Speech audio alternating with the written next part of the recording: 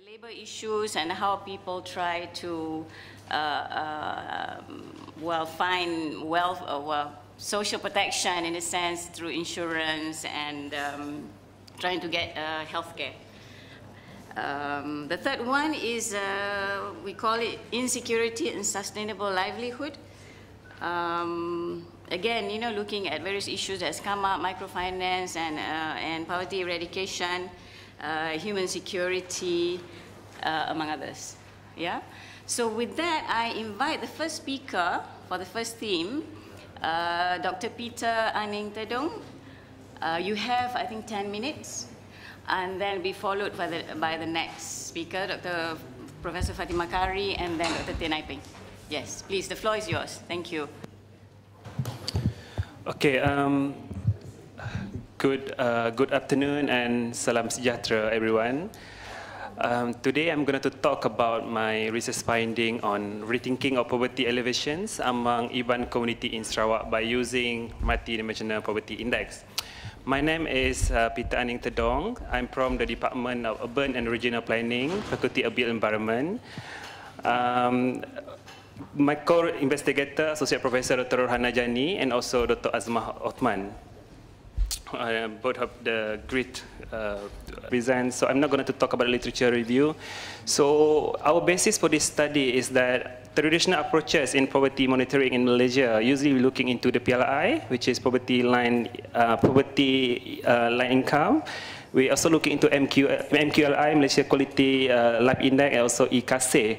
So basically, these are the three approaches that we use to monitor and tracking the poverty incidence in Malaysia.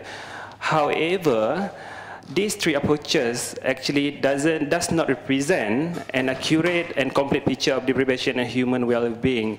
So therefore, this is why the MPI approach comes into picture when we propose this research project. So under the multi-dimensional poverty index, when we do this research, we're looking into the three main dimensions, three main dimensions, which is education, health, and living standard. And under the three dimensions of under the dimensions, for instance, education under the education they have two indicators. Health also 2 indicators, followed by living standard they have 6 indicators. So in total for the MPI they have 10 indicators and three dimensions. For this framework, we choose to follow UNDP framework in our study. So we also have some sort of weightage for this or indicator later on. But I'm going to skip this one. So because I wanted to really bring the attention of all the audience here into my research findings. So basically, why we do this research is that we try to examine the current trends of poverty among IBAN community in Sarawak. Second is to identify and analyze the existing program in the development of the IBAN community in Sarawak. And last but not least, to explore the socio-economic of IBAN community in Sarawak by using multi-dimensional poverty index. So basically, our research focus of IBAN community in Sarawak. So just briefly on the research methodology of findings. We use actually mixed method approach through quantitative survey. We have 80 respondents from 7 different longhouses in Sarawak. For the qualitative, we did actually focus group discussion with the resident and stakeholders. We also did our in-depth interview. So in total, the respondents for our qualitative is around 27 respondents. So basically, this research is, I would say this is the phase 1 of our research. We're going to do the second phase of this research. We expand this research into another area in Sarawak. So this is how I'm doing the data collections. It's very different compared to the traditional way when I did my data collection. I need to really talk to the people. I need to really go to the longhouses. There's a lot of challenges which I will explain later on. Basically, I was assisted by a lot of people, a lot of, sorry. So, we're having a bit of a technical problem. There it is. Sorry. All right, so, okay. So where is song? So this is basically the picture of the songs. As song is located to the next to the Kalimantan borders, so it's very remote area in Sarawak. So songs is fall under the Kapit divisions. Kapit division have three different districts. So for the first phase of this project, we only focus here in Song. The second phase, we focus on Kapit and Blaga. So in Kapit and Blaga, we will looking into different ethnicity. It could be maybe Penan, Punan, native people from Sarawak. Okay, so this is general demographic profile of Song people. So at the moment, there's around 21,000 population residing in Song with close to 5,000 households. Iban community is the largest number of ethnicity in Song, is around 18,000, followed by Chinese. Chinese around 900 people, and Malay around 700, and the rest is below the 100 people. So the median income of Song population is around, in 2014 is around 2,300 ringgit, but increased in 2016, 2,800 ringgit in 2016. This data is from the household income survey 2016. All right. So this is among the selected of longhouses that I visited for my case study area. If you look at this picture, these are two different types of villages. One is located in Song town, another one is very remote area, which I need to use by boat around 8 hours journey. So we show you the journey later on. Okay. So now just briefly talking on the findings of our research for the MPI. As I mentioned just now, we have 3 dimensions of MPI. So you look at into this finding, the most of our respondents actually deprived in terms of education, 76.5%. Standard of living, 60.8%, health, 0.7%. So basically, why education the highest portions for this research? We found out that the oldest generations in Song actually didn't go to school. In fact, my mom, 48 years old, never go to the school, right? And also for the standard of living, this community in Sarawak actually they're still practicing quite traditional way of living, so that's improved to this. That's actually contribute to the findings. This is the overall deprivations in terms of indicator. If you look at into here, asset is amongst the most deprived indicator amongst the Iban community in Songs, followed by years of school attendance, sanitation, electricity, house type, and the last one is malnutrition. In terms of asset, most of our respondents basically still living in very remote area, and they only have, for instance, a wooden house and also a small land for agriculture activities.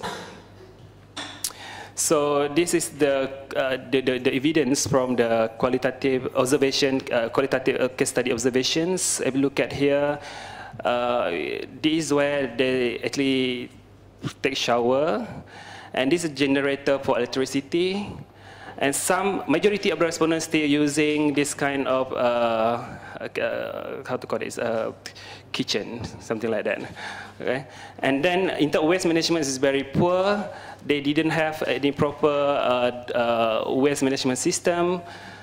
In terms of water, for instance, they still highly depends on the sometimes depending on water from the river or from mountain water. And educations, this is one of the school for the primary school. They only have one block. The children need to share a classroom. The teacher will divide, and they have kind of a slot of time, morning session, evening sessions. Okay, 2 minutes left, so I need to quick. Okay, so this is, I try to actually make it more comparison between longhouses. Bangkit village is among the private longhouses in Song, so 0.676. Good news is that Song town, in terms of deprivation, 0.00, meaning that the quality of life in Song town is quite good. I'm skip this one. So in terms of deprivation, individual deprivation, 35% of our respondents actually deprived in terms of 8 indicator. This is something that very serious. which is the because it's more than 5, more respondents actually deprived in more than 5 indicators, right? So this is the proposed immediate action for poverty elevation. So when I talk to the resident, when I talk to the stakeholder, this is the short-term program that can be done. First one in terms of training, second one in terms of infrastructure, third one financial assistance, and last but not least in terms of human development. Through this framework, actually, they hope that they can actually increase their quality of life, they can increase their income, their income, yeah. So this is one of the examples of poverty elevations.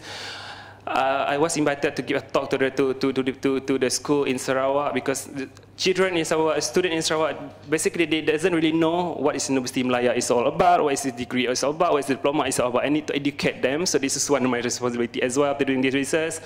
So in terms of the black pepper plantations, now the Iban community in Sarawak started to involve with this kind of agriculture, and this is really making money. Sweetlet farming, 1 kg the bird nest is around 6,000 ringgit. Some of the residents also making money from these activities, and this one is kind of handcraft. Please support this lady.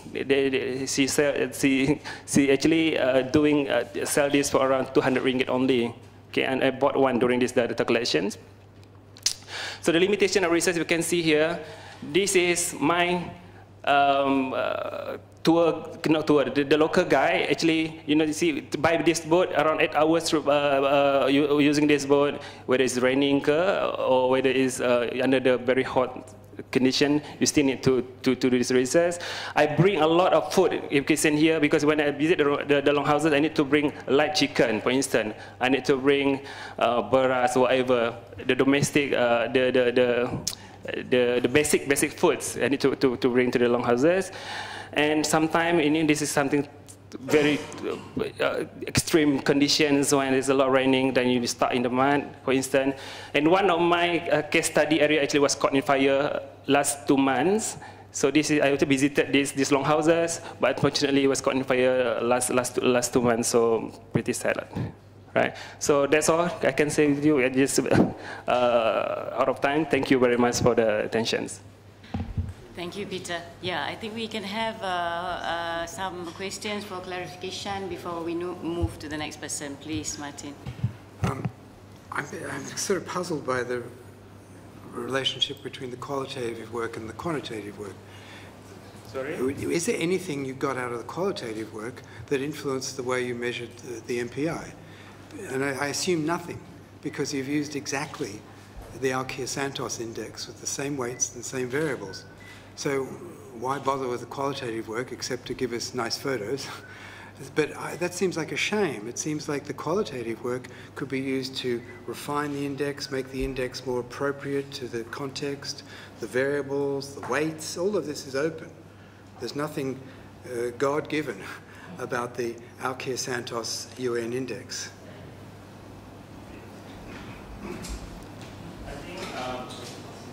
For our research, for the qualitative and quantitative data, I think we did our survey first to collect the quantitative data based on the UNDP framework, and then we try to cross-check to do the data triangulations, examine what's really happening on the ground through the qualitative analysis. So we found that our survey exhibit, for instance, very extremely deprived in terms of asset management. That's one example. Then we go to the site, we go to visit the case study area. Through the qualitative observations, we found that in terms of the living standard, in terms of house, for instance, is not part of the quality, part of the definition as stated by the UNDP program. Yeah.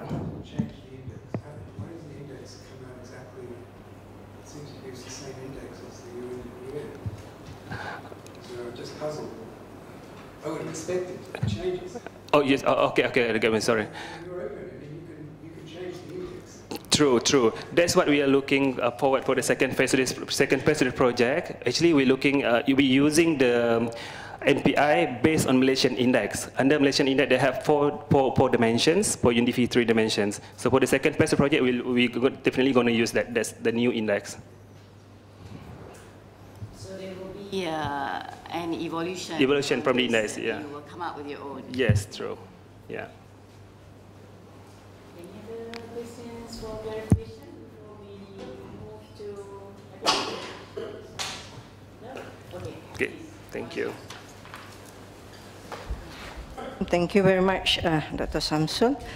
I'm only given 10 minutes, so I've been adjusting my slides almost 20 times to make sure that I can fit into the 10-minute time frame. Okay, first of all, thank you very much, Dr. Samsul, for supporting this study. I think it came our way when we really need it the most last year, and it enabled the study to be done. And secondly, on a personal note, I would like to welcome Martin and Dominic to be part of our big family here, and we look forward for engagement, discussion, and sharing of the things that you have and we have, and probably at the end of the day, I think we'll look at it at the issue of poverty in a very different way, in a much bigger perspective and whatnot. Okay, for the next 10 minutes, I would delete all the technical things that I have prepared earlier on. I will just get into the conclusion and some implication, and probably the technical part of it we will spend it on the sideline or over coffee or tea. This work is supported by my co-researcher, Tunku Muhammad Ehsan, and also Farah, and they are all from the maths department, so you can imagine trying to pair with the mathematician. They're just looking at figures, and beyond that, we will help. We will need to help them to look at all those figures. So basically, the objective of the study is to look at multidimensional index in terms of the SDG framework, the UNDP framework. This is just the same as what Peter had mentioned. We have our own reason for using the SDG framework, and I will sort of mention it later on.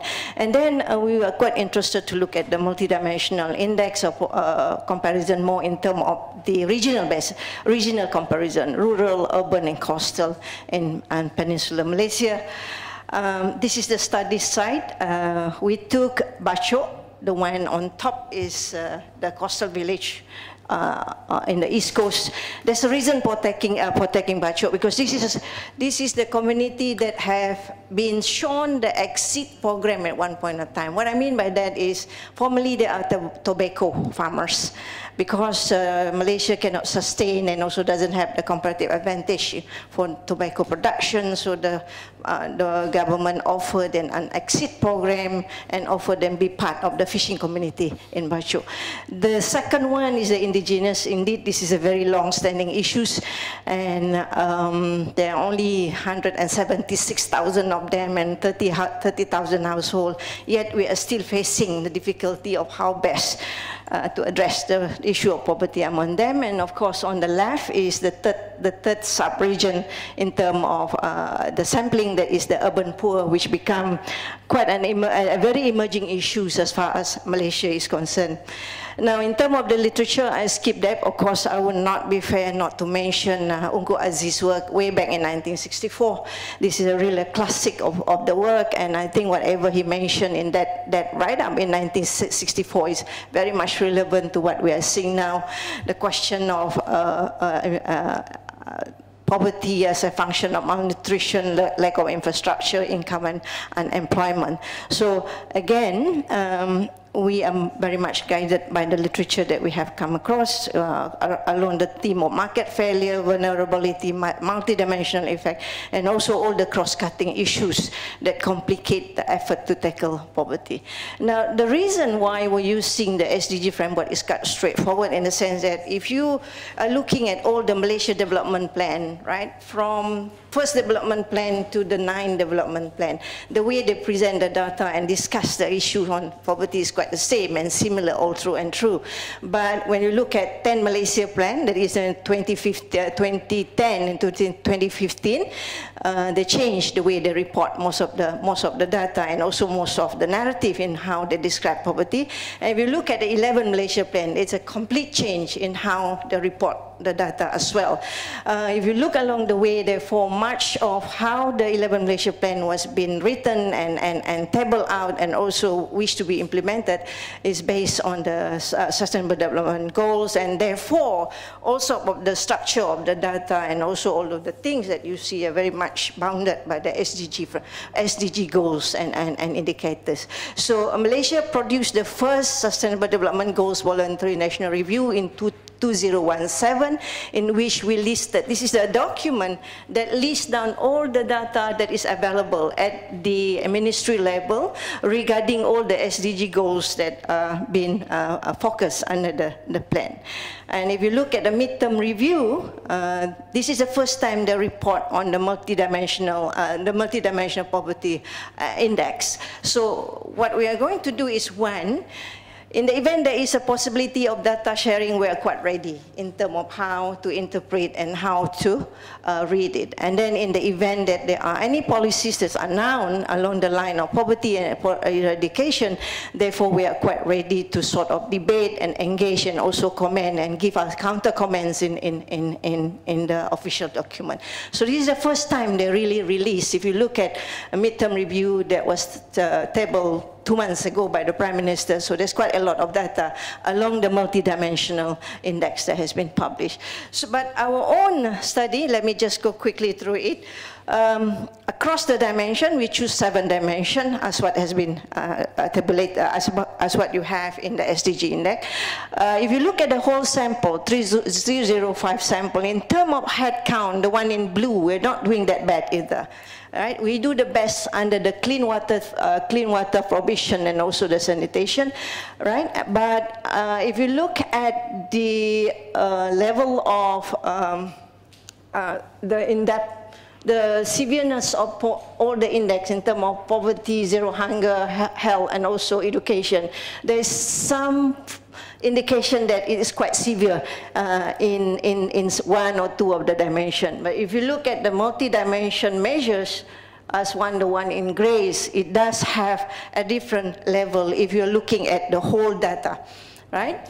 For what we did here is to look at the dimension in terms of across the data, not splitting into any region, as what we have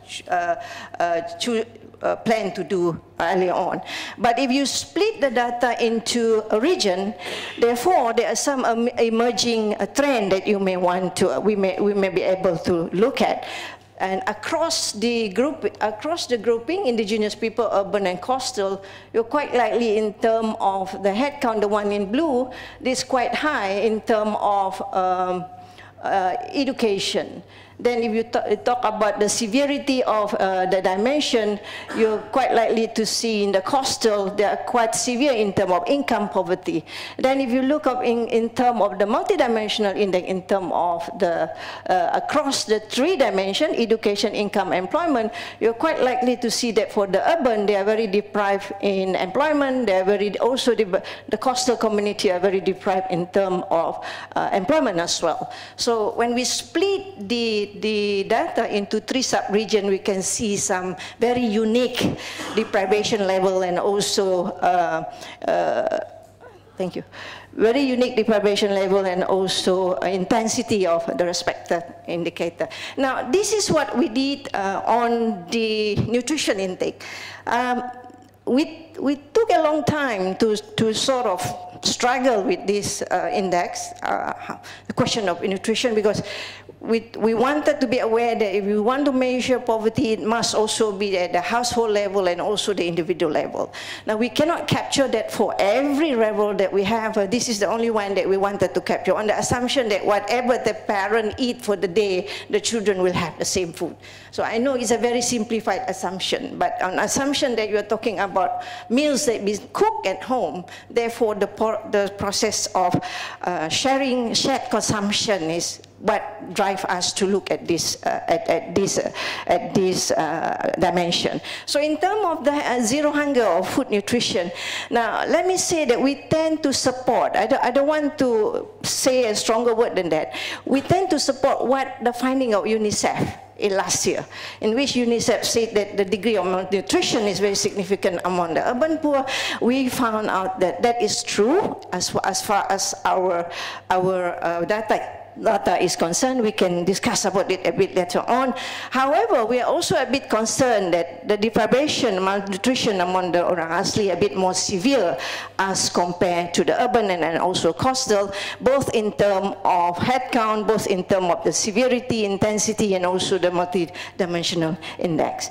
And then what we did is to regress the same index based on weighted deprivation index, and we wanted to explain the role of infrastructure, accessibility, cost of living in looking at a deprivation. So for the whole sample and urban is quite the same in terms of infrastructure. Therefore, you are talking about the more deprived you are, given the level of infrastructure, therefore the poorer you will be. So that is quite obvious in terms of the whole sample and urban. But the cost of living, this is the issue that has come up with the election last year. I think this is the single most important issue that sort of led to the defeat of the previous regime. I think this has been used in the social media to sort of be something that against the previous regime. The cost of living in our case, yes, significantly it affects the deprivation level, both for the whole sample and urban. However, I would like to put your attention to the fact that for infrastructure among the indigenous people, even though it's not significant here, the sign change. I think, if I may make an intelligent guess, this could be two things. For infrastructure among the indigenous people, one, you tend to have infrastructure been given, yet the small level of population, number of population explain why it didn't really impact the well-being of the indigenous community. And the other one could be explained in terms of, if you have the roads building into the indigenous people village, that means there will be in terms of exploitation and also the market exploitation, especially in terms of forests and also in terms of forest product that you have. And the other thing is a question, the one that related to cost of living for the indigenous and coastal, it is negative but not significant. This could be explained by the fact that the housing and ownership among the coastal and indigenous people actually own and many of the houses have been provided under the government scheme. So that could be the reason why it's not significant, even though it shows a similar sign as what you have from the whole sample and the urban. Just to run through discussion, this is still a work in progress. We would like to see the issue in urban poverty in terms of affordability, coastal in terms of dislocation, the failure of dislocation, relocation policy, exit policy. We would like to see the issue of coastal community poverty in terms of climate change. Indigenous community, we would like to look at for the discussion in terms of the wrong ownership model, deforestation that has contributed to non-accessibility to non-timber product, and the question of education, high dropout among the indigenous people, and also the health system. Conclusion, take-home pay, yes, there is some form of deprivation in terms of income, education, employment, and zero hunger, food poverty for SDG 2, but it differs across region in terms of the selected dimension. Data remain to be a problem, but of course we believe that whatever available data, it is meant to better to improve the targeting mechanism, and of course we are looking for a data sharing process as far as Malaysia is concerned. Of course we wanted to explore cross-cutting issues between the various dimensions, especially poverty and equality. Will reduction in poverty lead to reduction in equality, or the other way around? Is still a very complex issue, and we would like to look at the delivery mechanism in terms of all the government programs that we have. I think this is the weakest link in terms of our experience in all the development program, pro-poor program that we have for this country. Last but not least, I think as far as the post-2018 election is concerned, I think the biggest challenge too is how do we address the duplication across agencies. Here in Malaysia, the problem related to poverty is leakages, wastages. You have 10 and 20 agencies looking at the same thing. So at the end of the day, it involves a lot of leakages and wastage as well, and of course the issue of corruptions in handling all the pro-poor development problem. So this is just 2 pictures that I would like to say. This is resettlement schemes in among the Orang Asli. Please take note, these are solar energy provision on them, right? This is provided by the government, and this is also the solar rural electricity scheme. And of course, you see this among the Orang Asli settlement scheme. And this is my favorite picture. If this picture can represent the feeling and the emotion regarding the children, I believe you can already draw out some conclusion from this picture. Thank you very much. Thank you, Fatima. Just a quick question for clarification, if any, before we move to the next person. No? What is the regression? We couldn't understand what you were regression. The weighted regression? Yeah, what is the regression? What's on the left-hand side? What's on the right? Okay, all right. All right, our mathematician. Like ASM, can you... I think you need your mathematician to answer that. Yeah, I'll just give you 10 minutes so that basically the independent is the weighted average of all the index for all the 7 dimensions that we have. And then the explanatory grammar is not infrastructure, it's in terms of whether you have it or whether you don't have, right? Do you have schools, do you have hospitals, do you have all the other public amenities that is needed in the community. Accessibility is mostly in terms of how far are you from the next hospital, how far are you from the next clinic, and how far are you from the any other support system that especially schools and all the things that is needed. The cost of living is basically your disposable income after you take care of your rent on houses, on food, and all the other daily expenses. Right, so that explains the level of the deprivation based on the 7 dimension that we have chosen. Okay, thank you. We will have a 10-minute Q&A after Dr. Tenai Peng. Please, your turn. Okay,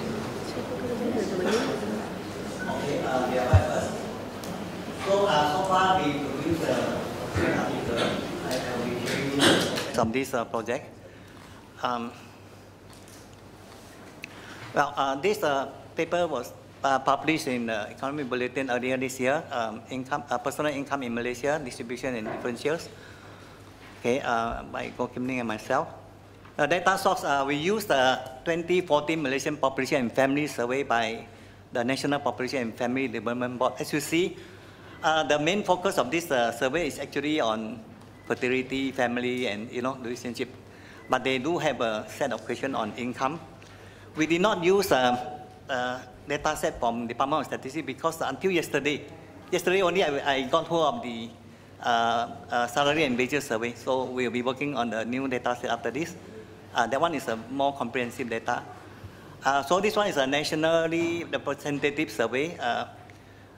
We selected 3,222 married women who are working, and 3,752 spouses of the husbands. Some of the respondents were not working, but the spouses are working. So I can see the number of husbands are more than the number of wives because some women were not working, so that explains the difference here. Now, the demographic, we know that the demographic and socio-economic variable may have different impact on income at different income levels. Hence, we use quantile regression to overcome the problem of OLS used in almost all the past studies. We didn't find anyone using quantile regression, so this is the first time we attempt on this. Now the result, wow, there's a lot of figures. I don't think I can go through all. So this is a summary of the sample characteristics and the mean income, median income. I didn't show the mean income.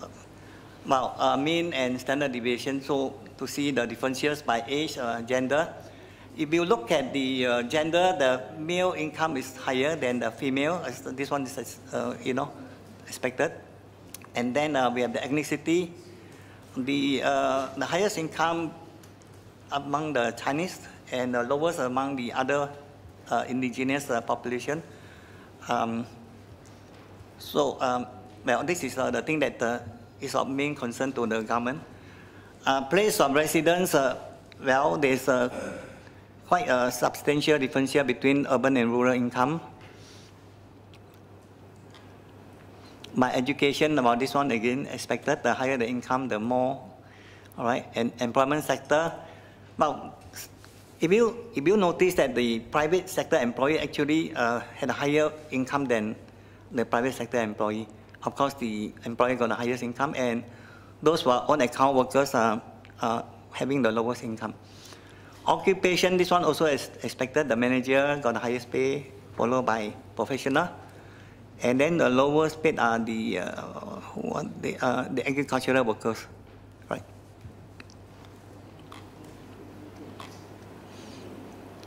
Box plot. You could see that there's, on the left-hand side is the income, reported income, and on the right-hand side is the log of income. So we try to reduce the, overcome the problem of the non-normal distribution of the income. Now, this one again shows kurtosis and skewness. You see the kurtosis is very high in value, or 42.6. So that's the reason why you have to use the log income. So here is the estimated quantile regression. Maybe I will just focus on a few. Maybe I will just read the summary of the regression result. In the table, we show the result at the 20th, 50th, and 80th percentile, but the estimate at each decile are shown in the figures, like this, all right? We confirm the fact that the impact of demographic and socio-economic variables on income are not the same at different income quantiles. So you can see some, maybe a few. Actually, I have some summary here. Okay, look at the urban-rural differentials and educational differentials. The urban-rural income disparity and income gap attributed to education attainment, particularly at the tertiary level, are lowest among the medium income group, as you can see from, where is this one here, all right? The gap is lowest at the middle income group, right? The urban-rural wage gap in these two extreme categories are likely to, due to a better business and job opportunities in urban areas and the lack of them in the rural areas. Now, the U-shaped phenomenon observed for the tertiary education variables suggests problem of underemployment among the graduates in the 40th to the 60th percentile income brackets. The monthly income of this group that is in the range of 1,250 to 2,000 ringgit, with a mean of 1,776 is less than the typical income of a graduate. So it's due to underemployment, and some graduate, because they couldn't get a permanent job, they go for some of the part-time job. Ethnicity and employment sector occupation. These are the other three main variables that we examine. The ethnic income differentials become smaller as income increases, especially among the top 20%. Employment sector provides partial explanation. As I showed you just now, the private sector employee actually pay higher. And in fact, majority of the civil service employee are from the Malays. That explains why at a higher level the ethnic differential is lower. Quantile regression result shows that differential due to employment sector are high and low income quantiles, but the differentials are smaller at the higher quantiles. So the reverse, however, is true for certain occupational categories. The effect of this occupational category are stronger at higher income level. This could be due to the fact that the skill required for this occupation and the willingness of the labor market to pay a premium for such skill at the higher end of the income distribution. Now, in conclusion, Malaysia development planning has always placed emphasis on poverty eradication and reducing ethnic income inequality. Economic policy should continue to target the lower income groups. The current plan, the 11 Malaysia plan, aims to raise the income level of the bottom 40% to reduce inter and intra-ethnic income differentials. We will need to have more studies on the causes of income differentials The reason for ethnic wage gap should be explored further. Okay, and the issue of underemployment among the graduate requires careful human resource planning at the national level to address the problem of skill mismatch in the labor market. So these are the main findings that comes up from this analysis of the data from the Malaysian population survey. Now, our second paper is on income inequality across states. In Malaysia, we use a state as a unit analysis. We have submitted to a Scopus journal and still under review. We don't know the outcome yet.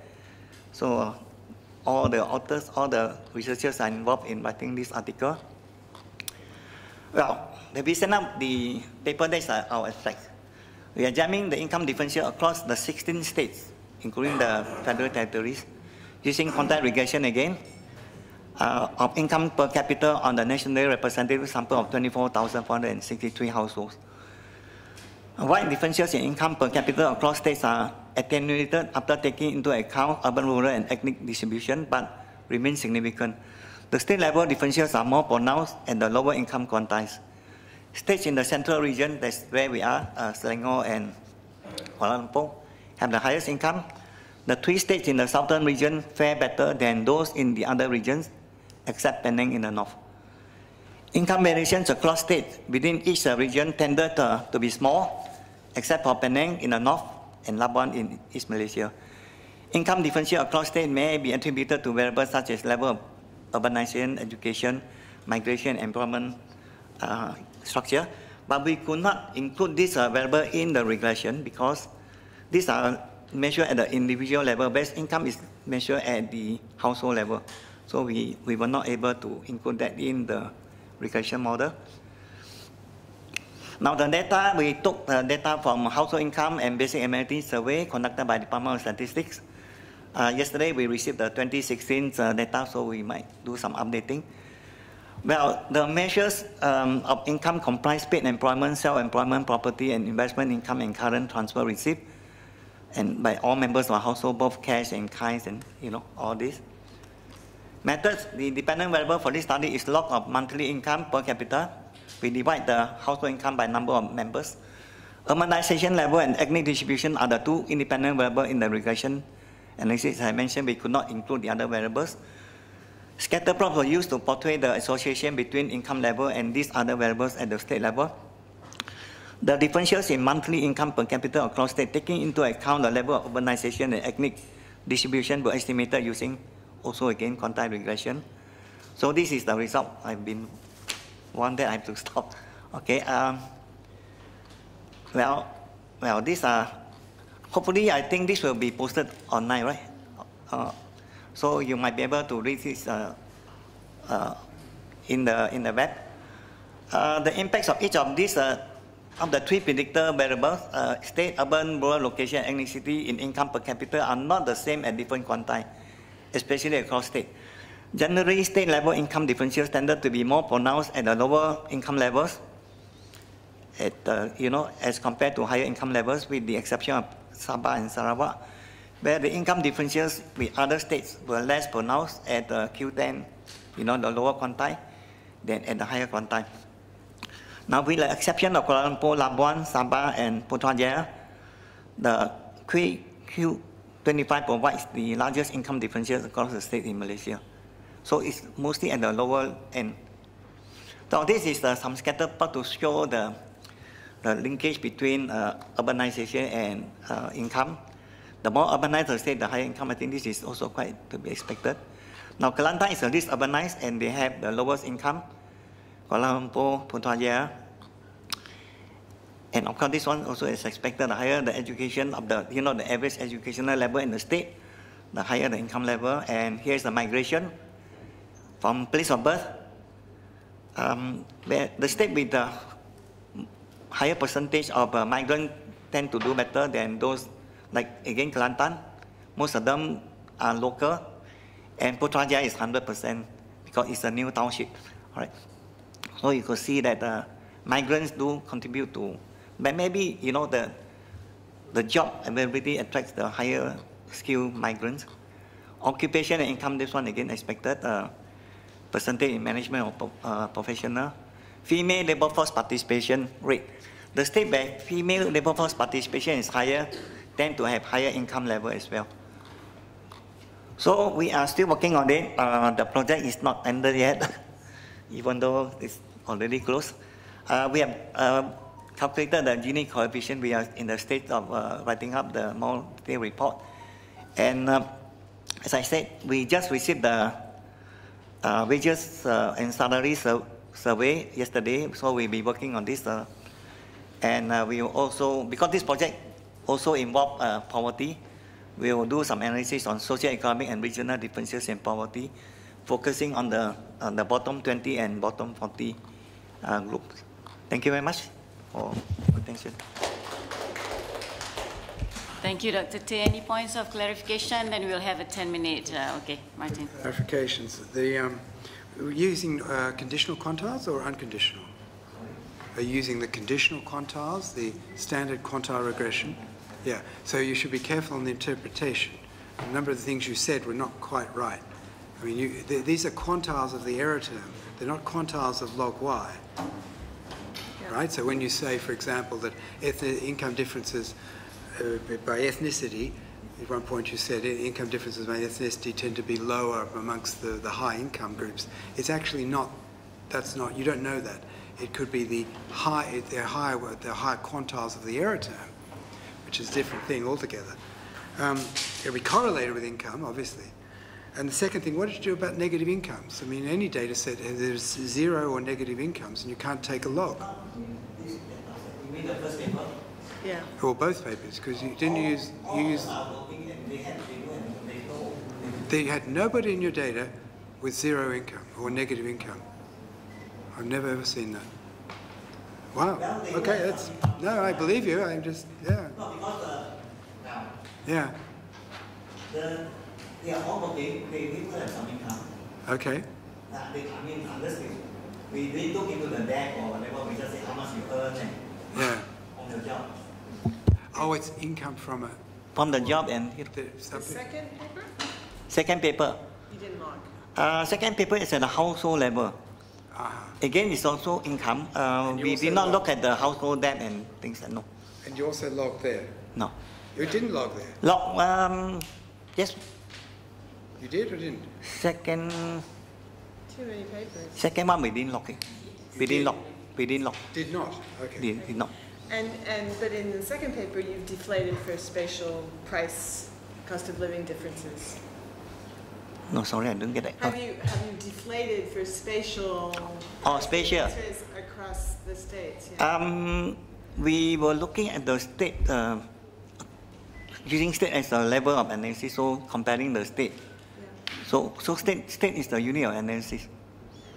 So we are comparing the state. So when you do a regression of incomes, across the states to see which ones are poor, which state fare better than the other state? Not at the individual level. It's at the state level. We are not looking at the individual household, but state as a unit of analysis. That's not the question. The question is cost of living differences. The cost of living is higher in Kuala Lumpur. Oh, of course. Penang. Yes. Areas. That's why we adjusted for urban rural distribution and the ethnic distribution. We have included living differences. Well, it's but that's all right. Okay. But we won't have those data for you know. But we do adjust for the urban rural differences and the state, the state that are more urbanized would have higher income and also the ethnic differences as well. That's the only two variables that's available at the household level. The rest we do. The rest are we really can't do it at the individual level because you don't have a spatial price index for Malaysia. We might have. We might have. I thought there was. We might have. So well, since this is work in progress, we will still we will consult you over the next 1 month, and then we will improve on some of those analysis. Okay, thank you, Dr. Tay. We've moved a little bit to the Q&A time. Are there any other questions? I think with Dr. Tay, there's a lot of problems on getting the data, isn't it? It was very late. Or you have just got it? No, we got it yesterday. So they have been trying very hard to yeah, Department of Statistics, but we signed MOU and finally, after so many rounds of negotiation, no, we just I totally understand. I think also we have organized this in a way that is very tight. To go into individual studies, and it's still a work in progress, and the challenges we are aware because the researchers have reported to us. But anyway, these are interesting, and the findings, although it's not yet final, I think maybe there are issues that others in their own work would like to raise, similarities, differences. Any other questions from the floor before we move to the next theme? I have one question. Yes, Dr. Pui. I have one question for Prof. Fatima. So I think you are putting more focus on indigenous people. So I wonder why you also want to study about coastal area and also. So I start again. I'm directing this question to Prof. Fatima. I think you are focusing more on indigenous people. So I wonder why you also study about coastal area and also urban area. Second question, Prof. From my understanding about indigenous people, I think you are producing a right result that two coefficients are not significant. I believe this result is correct, is right, but how do you bring out the implication of the study?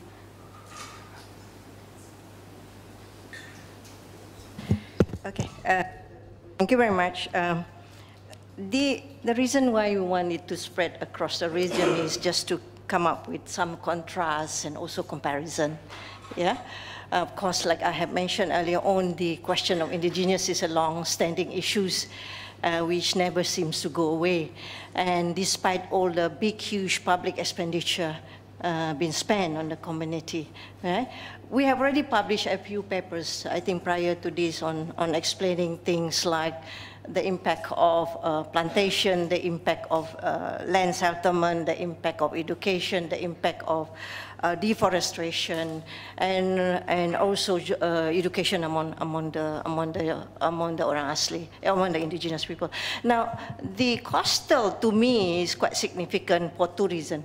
Because these are the community that have to be part of the exit program by the government when the government do not put any more incentive for the tobacco industry. That's one. So they are just putting this community to do fishing in the hope that they can cope, you know, for the new livelihood. Least if they know that that is a very wrong strategy. The other one that why I deliberately put up coastal as well is there will be another wave of exit policy will be done by the government, especially from the small-scale rice production. Because in the East Coast, the rice production among the smallholders has always been very expensive and it is very highly subsidized. So there's already a move by the government to make sure that they do not support anymore the rice smallholders, and they are going to do the same exit program as well, turning them to be a fishing community, right? This is the reason why we wanted to sort of do a little bit of focus in that. As for the indigenous people, the concern is very straightforward as far as the indigenous concern. If you take care of the issue of land ownership, the land ownership model, take care of the issue of education, if you take care of the issue of women employment in them, part of the things can be realigned. And also the problem is interagencies type of program intervention. You have the Department of Indigenous People as the sole custodian, but there are many other agencies that will put the same program on top of everything. So you can imagine the wastage and also the leakages involved when there is no single coordination in handling the programs, right? Many years ago, I was being given the task to monitor all that, and it is very sad to see a good program put to waste just because we cannot coordinate some of the programs. Thank you. Okay, thank you very much. I think it's best that we move to the next theme. I will not attempt to wrap up the session because I think the work is still in progress. We will wait for your reports to come out, and then we will take it from there, how we move forward further. Okay, the next theme, or these themes are organized basically to help us organize our thoughts. The next one is on labor market and welfare, not exactly matching, but something to find some coherence within. So we will start with the first presenter, Dr. Mehdi. Good afternoon to everyone. I'm going to talk about application of the extended theory of planned behavior for the intention to purchase life insurance, evidence from Malaysia. Let me share the motivation of this study as we continue to see the transformation of the global economy. Subsequently, the financial institutions around the world have introduced new and innovative policies as well as mechanism to ensure sustainable spin of the financial cogwheel. So remarkably, the global financial crisis of 2007 and 2008 has allowed many financial institutions around the world to become more conservative and strategic in order to survive in unexpected times. So consequently, the inter-financial sector in Malaysia, including insurance industry, faces a number of challenges and changes in its regulatory system and subsegment.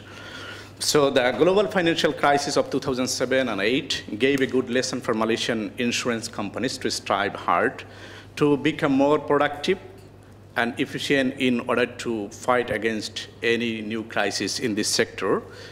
So notwithstanding advances in insurance product, innovation, and technological improvements, the performance of Malaysian insurance still is lagging behind in terms of total penetration of the insurance industry and the number of life insurance issued among Malaysians. However, insurance is mandatory in many developed countries, particularly health insurance, while the size of the insurance industry in most of the developing countries still remained small and unpopular, particularly in Asia. So as Rizwan noted that the majority of Malaysians do not have any type of insurance, and also they found that the life insurance policy is not on their list of priorities. And similarly, we can see the report, Life Insurance Association of Malaysia reported that only 42% people have insurance, while 58% of the population do not have any type of insurance. So however, there is a depth of empirical evidence on what are the main hurdles to underwriting life insurance and what are the key determinants of motivational factors to purchase life insurance in Malaysia. So therefore, this study attempts to fill up this research gap in Malaysia. Let's take a look at the conceptual framework. In this study, we have considered two categories of respondents who have insurance and who do not have insurance. So this study therefore attempts to figure out the main hurdles to underwriting life insurance and to explore the motivational factors to those who already have life insurance. So these are the main determinants of motivation factors that ultimately lead to real purchasing behavior. So this study suggests a policy framework to remove all the barriers and to promote key determinants of motivational factors. In this study, we use a mixed method. So for qualitative method, we did some document analysis from Life Insurance Association Malaysia and also from annual insurance statistics from Bank Negara, and we reviewed some articles and books. And for qualitative method, we use a questionnaire survey. Our target sample size was 500. So data was obtained from face-to-face interview of insured and non-insured person using a structured questionnaire. And this is the study area. Let me share some key findings of this study. Let's look at the contribution of life insurance volume percentage to GDP in Malaysia, it increases gradually from 1990 to 2000. However, from 2001 to 2005, there is a bit fluctuation in terms of the contribution. And from global financial crisis of 2007 and 8, the contribution until 2016, the contribution of life insurance premium volume percentage to GDP in Malaysia is almost declining. Similarly, the Life Insurance Association of Malaysia reported that the number of life insurance policies issued among Malaysians is increasing from 12.4 million in 2014 to 12.6 million in 2016. So that means the growth rate is only 1.6%. So it indicates that insurance industry in Malaysia is growing at a snail's pace. And this is the some characteristics of the respondents who participated in this study. Then, in order to see the internal consistency of all construct and questionnaires items, the reliability analysis was carried out. So it shows that the Cronenberg alpha value for all the variables exceeded the threshold value of 0.70. Hence, the overall survey questionnaire instrument have achieved the required level of internal consistency. Then also, let's look at the measurement model. Okay, so the measurement model shows the shows satisfactory goodness of fit indices. It also shows that all the factors loading are greater than 0.70. And to see the also, we have calculated the composite reliability value, which exceed the threshold value of 0.70, and also we have calculated the average variance extraction, which also exceed cutoff value of 0.50, and also we found that the diagonal value is greater than off diagonal, and also the correlation value is not greater than 0.85. So it confirms the existence of discriminant and convergent validity. And let's look at the hypothesis model. Okay, so we use the structural equation model. So the structural equation model shows the satisfactory goodness of fit indices as shown here. Then let's look at the result of this integrated model, structural equation model for motivation and purchase behavior. So result indicates that the awareness of life insurance, the attitudes towards life insurance, subjective norms, perceived financial benefits, religiosity, and risk perception have a significant impact on households' motivation to purchase life insurance at 1% and 5% level, significant levels. And ultimately, we found also that the motivation leads to purchasing behavior. Then also this study, we have identified a number of barriers which are listed here, so which impede to purchase life insurance among Malaysians. Then let me draw the conclusion that we have found that life insurance is not a top priority for Malaysians because there is a lack of knowledge and understanding of its benefit.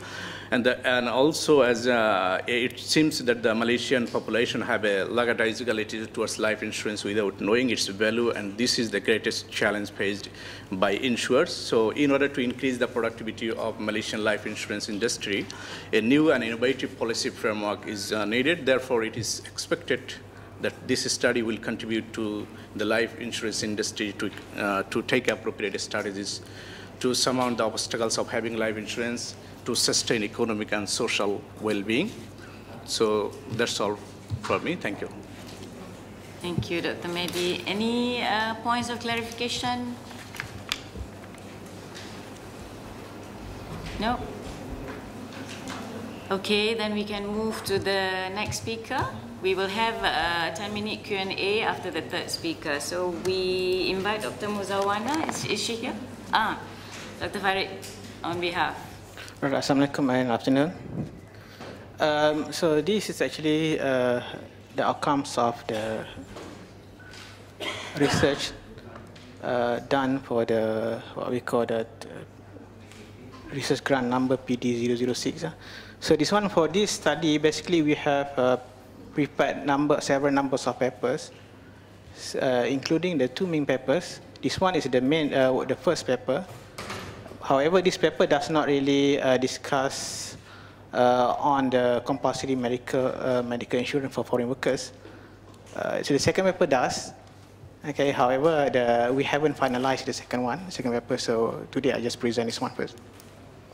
Okay. So this one, the title of the study is Demographic and Socio-Economic Variables Associated with Healthcare Seeking Behavior among Foreign Workers in Malaysia. The objective of the study is actually to investigate demographic and socio-economic factors that could affect the healthcare seeking behavior among foreign workers in Malaysia. So myself as the main author, and then in our research team we have Dr. Mozwana, Khalid Tafran, Associate Professor Dr. Mahmud Tumin, as well as Mr. Chong Ching Seng. So we are from different departments.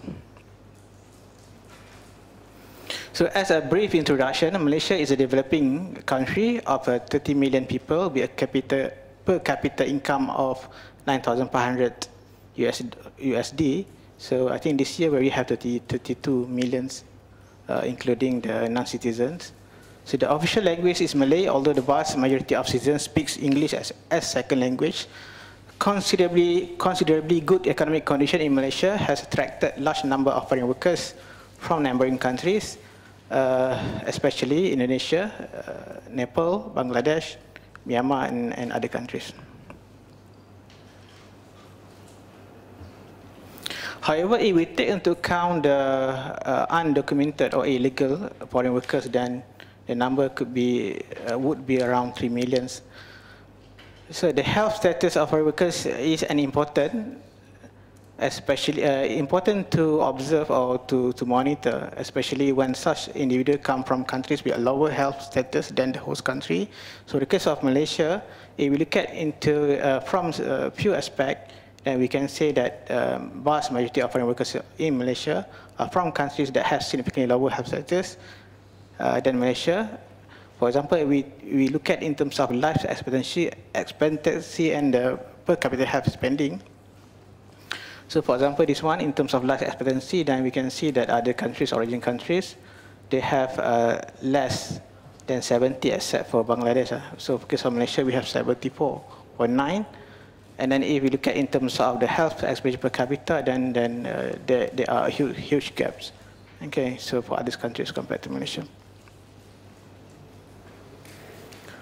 So by law, foreign workers are required to undergo a medical checkup as prerequisite for obtaining a working visa in Malaysia. So, however, for the case of foreign, what we call that illegal workers, then it is something that we cannot monitor. Past study has found that Malaysian policies regarding foreign workers as a poor and not aimed at protecting migrant workers. And foreign workers in Malaysia suffer from low wages, a poor living environment, and exploitation.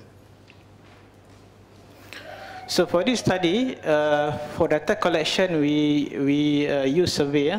So we prepared self-administered questionnaire. We gave to about 500 foreign workers in urban areas of Kuala Lumpur. The survey conducted early of this year. So respondents were approached in a number of different targeted areas, including workplaces like construction, areas, security guard, houses, shop, so public areas like shopping mall, bus and train station, and workers' accommodation provided by the employers. So we use a convenience sampling technique. However, we control in order to make sure that the distribution of the origin countries follow what we call the resemble to the true population. Our enumerators were local Malaysians who were able to distinguish foreign workers by their appearance. To confirm that the respondent was a foreign worker, he or she was asked about their country origin prior to being given the questionnaire. All questions were both in Bahasa, Malay, and English.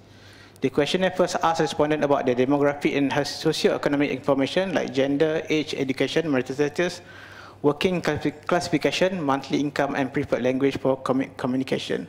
Next, respondents were asked the following two questions. If you are experiencing mild sickness like headaches, mild fever, flu infection, what is the likelihood that you will go to clinic or hospital for treatment? And another question, if you are experiencing severe sickness like high fever, injury, or diarrhea, what is the likelihood that you will go to a clinic or hospital for treatment? So we give the 4 options to select, to choose, will not go, unlikely to go, more likely to go, and will go. So for the purpose of logistic regression analysis, we transform the 4 Likert scale responses into a dummy variable where 1 stands for will not go and unlikely to go, and 0 represents more likely to go, and we go. The resulting 2 dummy variables therefore represent the respondent tendency to avoid healthcare treatment in cases of mild and severe sickness. So we use 2 statistical techniques. The first one used by variance analysis using chi-square independent test. So we use it to examine if there were statistical differences in respondents' healthcare seeking behavior according to their demography and socioeconomic affiliation. So the demography and socioeconomic variable that reveal significant variation in healthcare seeking behavior in the bivariate analysis were taken to the second stage, the multiple logistic regression, to examine the factors associated with healthcare seeking behavior among foreign workers. So we use 5% significant level. All right, so the result in terms of the descriptive statistic, the analysis shows that the majority of respondents were male and aged 30 years and below. About 42% of the participants were married. Malay was the preferred language for communication for about 83% of the respondents, whereas 11% preferred English and about 6% preferred another language.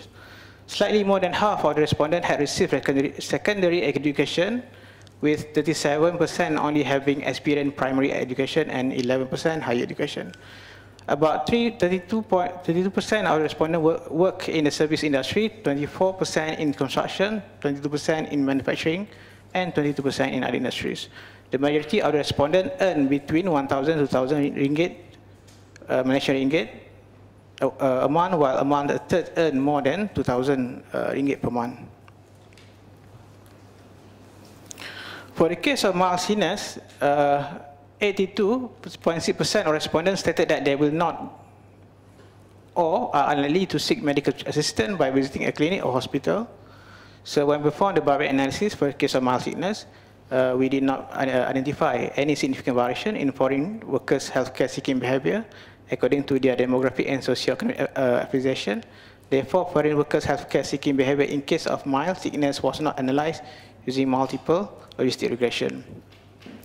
For the case of severe sickness, 20.5% of foreign workers stated that they will not go or are unlikely to go to a clinic or hospital in case of severe sickness. The bivariate analysis revealed that significant gender differences in healthcare seeking behavior, with men displaying a lower tendency to seek medical treatment than women.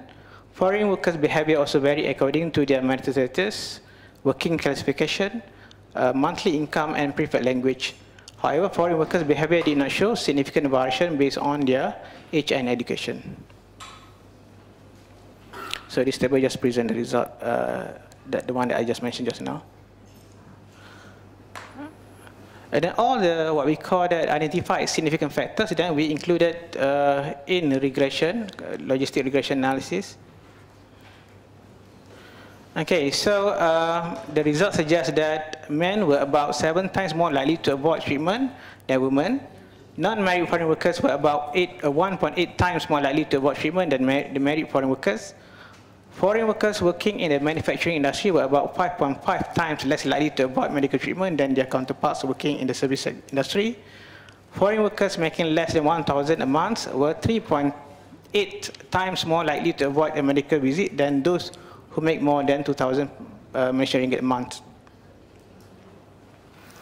Respondents who preferred language for communication was classified as other, so were not English or Malay, were 2.7 times more likely to skip treatment than those who preferred the Malay language for communication. Alright, so overall, the findings of research reveal that the vast majority of foreign workers in Malaysia are likely to avoid seeking medical treatment in case of mild sickness. And then it's also quite worrying to see that more than 20% of them are likely to skip seeking treatment even if they are facing severe sickness. The result of this study showed that foreign workers' tendency to avoid seeking medical treatment is higher among low-income workers. And the results suggest that men are more likely to skip medical visitation than women. Moreover, the result brought evidence that non-married workers are more likely to avoid treatment. So meaning that this suggests that men and non-married foreign workers should be given priority in policies targeted at improving the foreign workers' healthcare seeking behavior. So the results suggest that foreign workers whose preferred spoken language is not Malay or English are more likely to avoid seeking medical treatment. So providing an interpreter probably a better idea.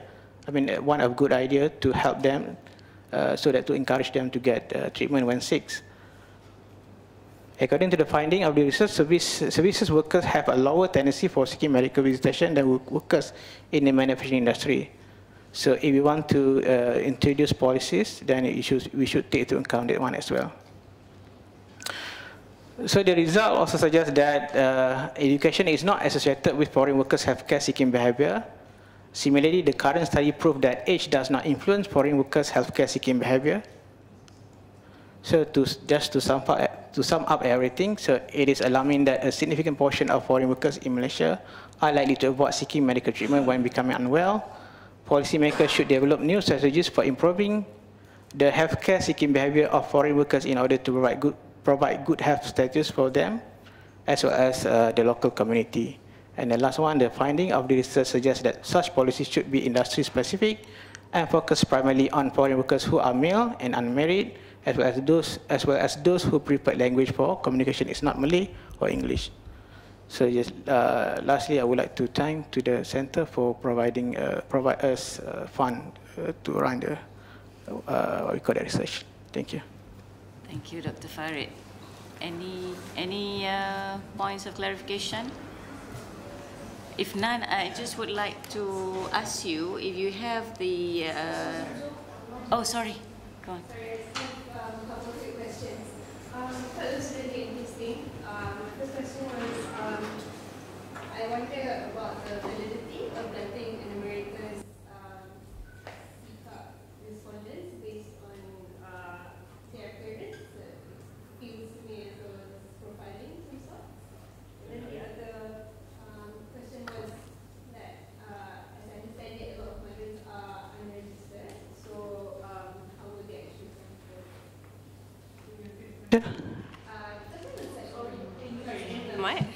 Okay, I will try.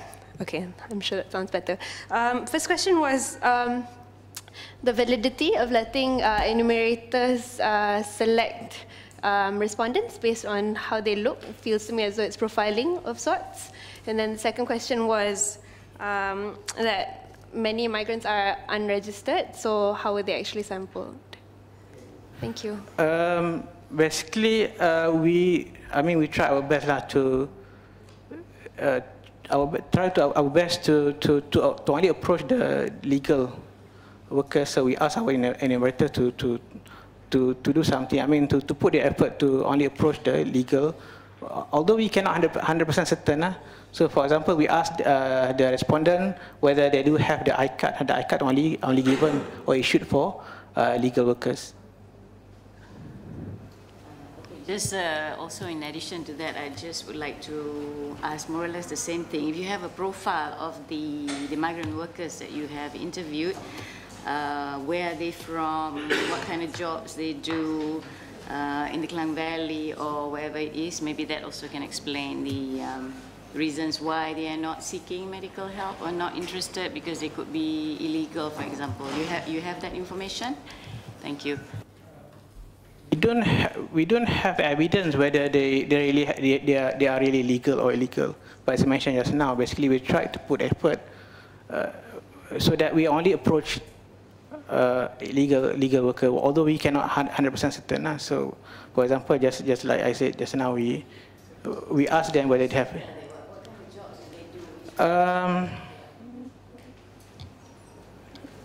I think just now we do have the. I think table. Where they come from, what kind of jobs they do, whether you interviewed them in the Klang Valley or... Yeah, only in Klang Valley area. So basically, this is in terms of distribution of the sectors. This one. So majority of them working in services, followed by construction and manufacturing.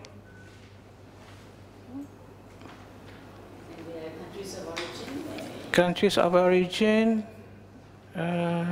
we do have,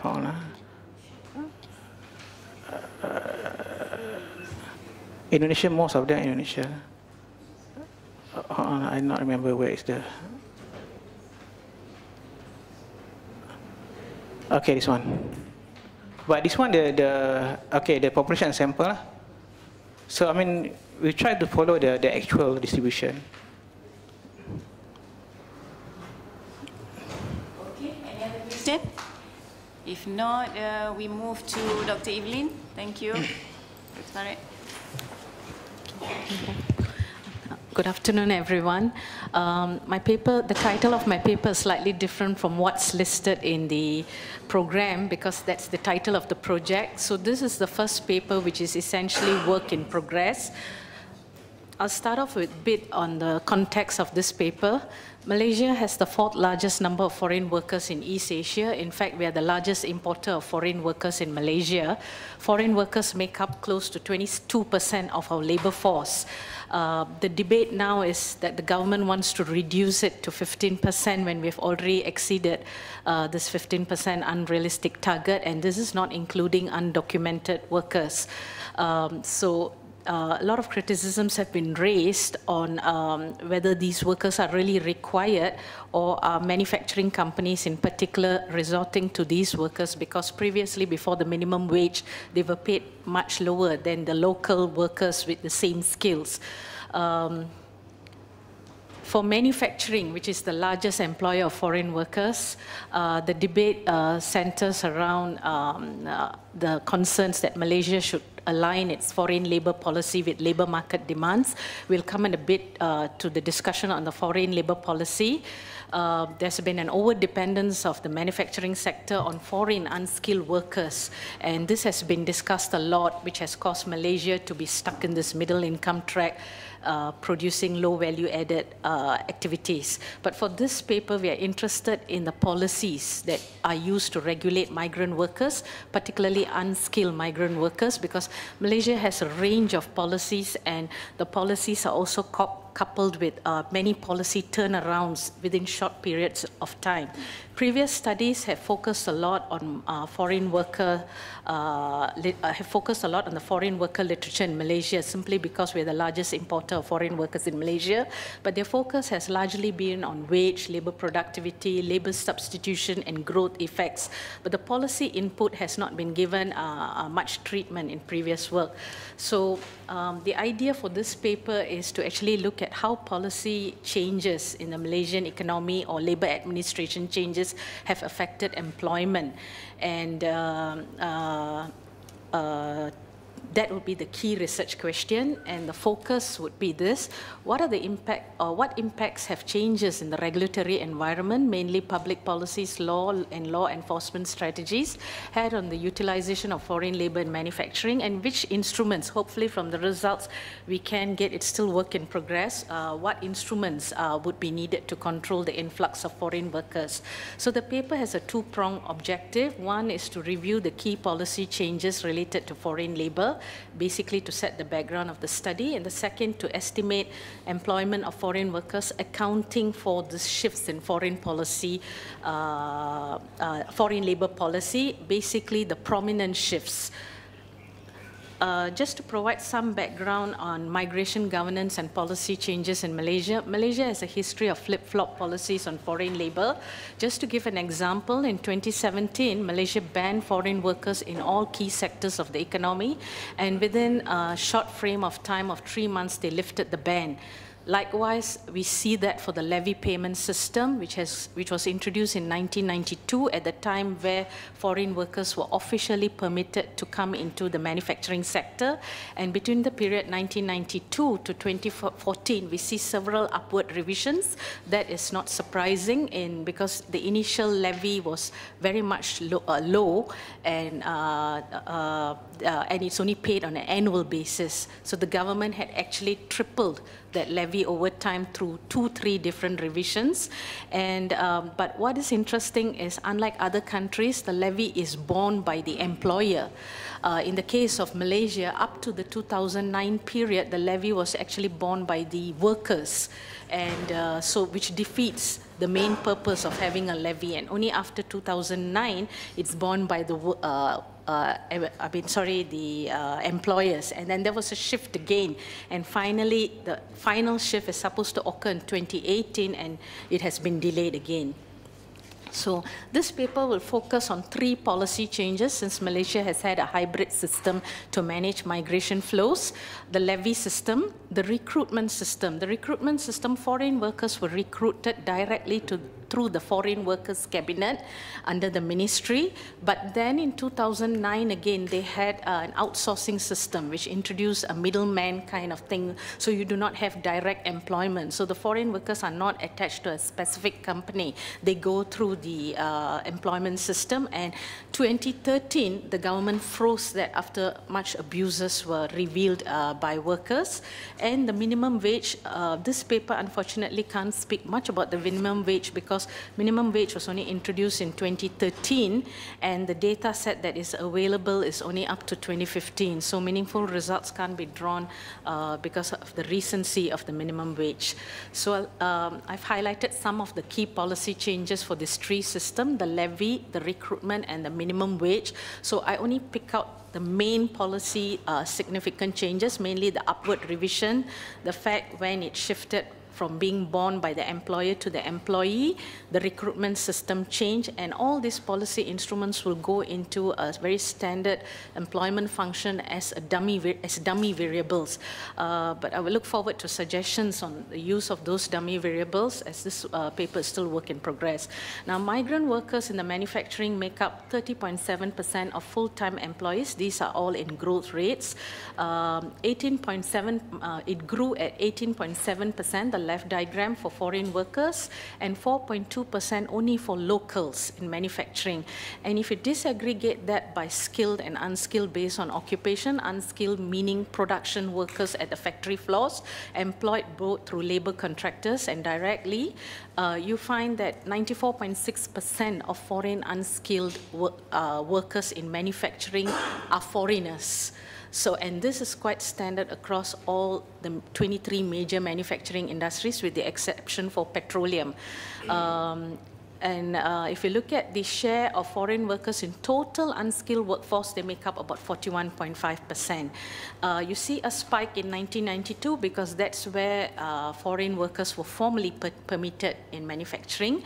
And then you see some dips in severe dips for foreign workers vis-a-vis locals during the 97-98 Asian financial crisis and the 2008-2009 global financial crisis, because foreign workers are here on a temporary basis. Malaysia has a law of foreign workers first out whenever there is a recession or any negative shock to the economy.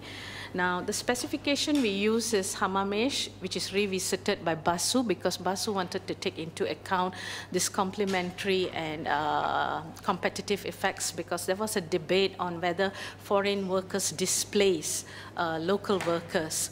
So it's a standard employment function with wages and value added, and then we included local labor, industry characteristics, and firm level industry level characteristics, and other characteristics. But what we wanted to include is R, which is the regulatory input or regulatory shocks, which are not taken care of previously. So the data comes from unpublished returns between 1985 to 2014. The data are split into 3 simply because there's a change in classification. 1985 to 1999, we had a different classification, MIC, 1972, and then in 2000, another shift, and 2008. So because of that, we have a panel of 3-digit level aggregation where we can aggregate for the whole time series at the 3-digit level, and then 5-digit, we'll have to do it separately. And the problem starts for the 3rd period where more of the policy action takes place, and we're still struggling to get that data from 2009 to 2014 because of missing observations, and the data given is very, very dirty. So we are still not able to proceed with the third sub-period. So what we did is, I did not show the output. We did a GMM dynamic model. We did it for the 3 sub-periods separately, though the third sub-period we do take into account the data's dirty. Then we looked at it for the overall period. So we wanted to see how the policy effects fared under those 3 periods. And the results, these are for the coefficients which are not the core of the paper, but they all have the expected signs and significance. So I will focus more on the regulatory framework. Across all the sub-periods, we see that the levy system appears to have worked, in the sense whenever there was an upward revision and when it was introduced, the time before and after, the levy seemed to have reduced the intake of unskilled foreign workers, and the upward revisions also played a kind of a deterrent role. But we did not see, and in 2009, when the government shifted the responsibility for paying the annual levy from the migrant worker to the direct employer, it seemed to have no significant bearing on foreign workers. And one thinks why, because we would think that should be a deterrent, but through interviews, especially with the trade unionists, and a lot of documents show that employers, even though the government wanted the employers to bear it, they ended up getting it deducted through the wages of foreign workers. So it again defeats the entire purpose. Minimum wage has a negative, albeit significant, but again, because our data only stops at 2014, it's really not right to make any significant inferences based on this for the moment. So we're still waiting to clean up the third sub-period once DOSM gives us the data. So the general idea for this whole paper, which is still very much preliminary, is to actually look to see what kind of desirable policy instruments that Malaysia could use to align migration to the needs of the labour market. The levy has been debated at length, and I think Singapore talks about using a non-price kind of an effect to look at welfare and so on. But I think in the Malaysian case, we think that the levy can still be a significant deterrent in the use of foreign workers if it's applied correctly, and if the levy can be tweaked a bit. What we have now is a blanket levy which goes across broad sectors of economic growth, manufacturing, services, and plantation. But we do not have a levy that actually nails manufacturing industries, a differential levy across manufacturing industries. Like in the case of electronics, there's a lot of debate, which is the backbone of the Malaysian manufacturing sector. Shouldn't we have a higher levy for that? Because we don't really need foreign workers as opposed to textiles and apparel. So we think that the levy could play a better role once we can confirm this with our third sub-period analysis, but it should be adjusted, and we should have a differential levy across sub-industries within manufacturing. Second, the government should take significant efforts to ensure that the levy is implemented and enforced appropriately, that employers do not resort at the end of the day to deduct them through their wages. Yeah. So these are my broad views on this project. The second paper, which is still in pipeline, we're trying to look at, to map trade patterns and trade patterns, because we're involved in production networks, to map trade patterns and the way in which labor demand has moved. So it's more of a trade and labor kind of a paper, yeah. Thank you, Evelyn. We can go straight to the Q&A. We will have a 10 minutes break, say around 4 o'clock for the next session. So now a Q&A is open. Martin? Okay. So I had comments on the life insurance and the health paper. I had no comments on the last paper, but it's very interesting. But on the life insurance paper, where is the author? No author. Maybe. He's gone. Okay. Well, the comment is that we didn't have an economic rationale for why the paper would benefit from some stronger rationale for why we think people should have more life insurance. Maybe they're just self-insuring. Maybe they don't need life insurance. There may be an argument. I mean, there are obvious arguments of moral hazard and adverse selection why the people may be underinsured, but the arguments weren't present. So it sounded a bit like sort of... He's working for the industry. He sounded a bit like he was working for the life insurance industry. Yeah. I can say that since he's gone. It's okay. And then on the health paper, I think the reality could be even worse than the reality could be even worse than you suggest, because I have a strong belief, and I've written a paper on this in the Journal of Health Economics, that there's a substantial underreporting. People are adaptive in their psychology about their health. They will underreport their sickness if they think they can't deal with it.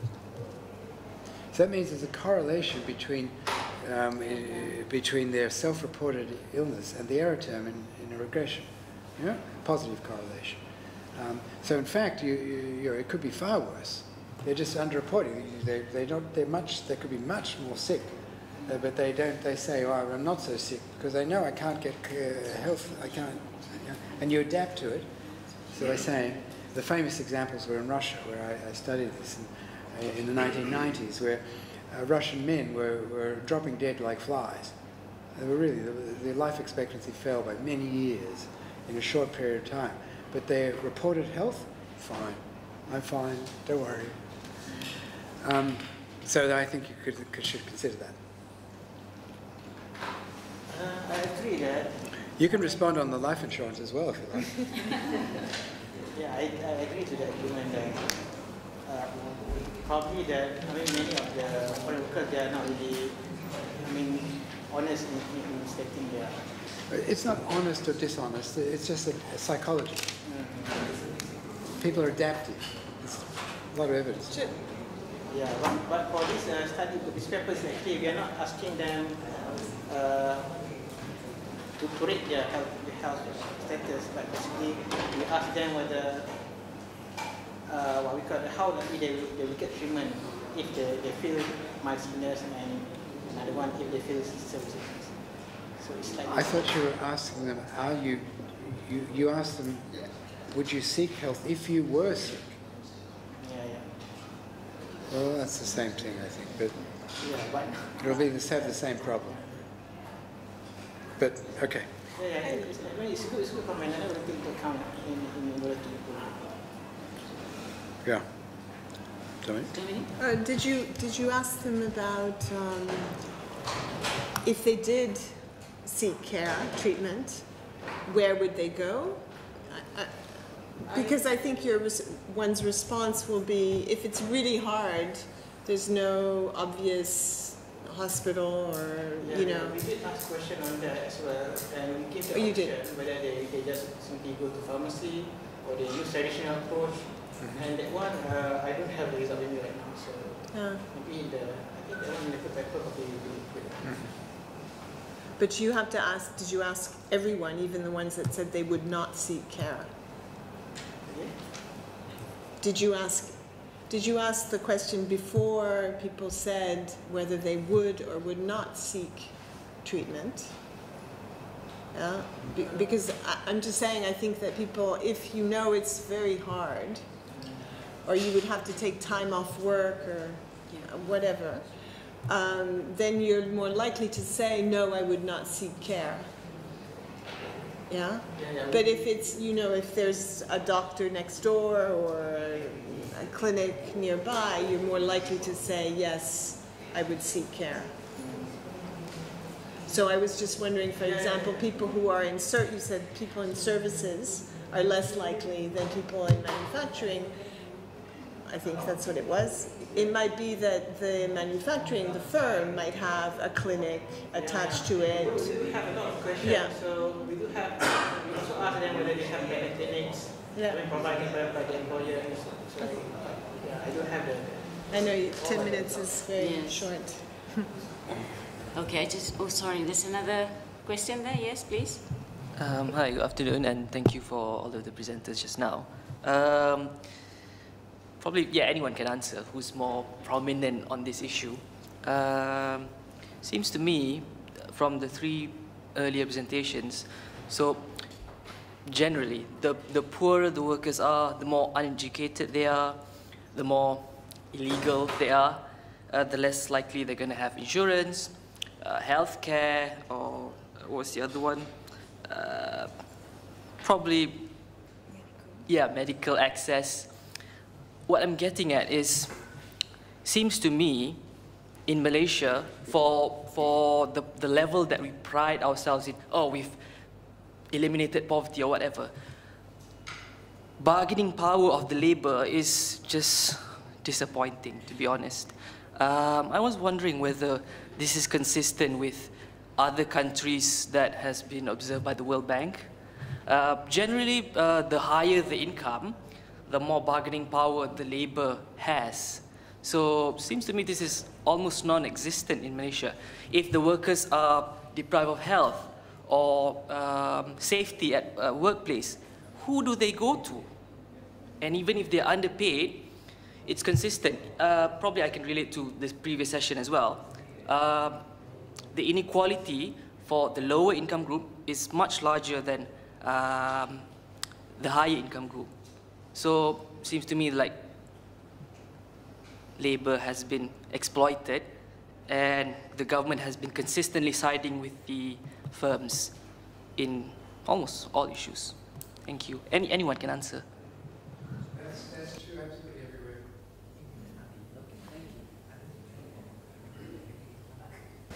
Okay, very good study by you. I just want to...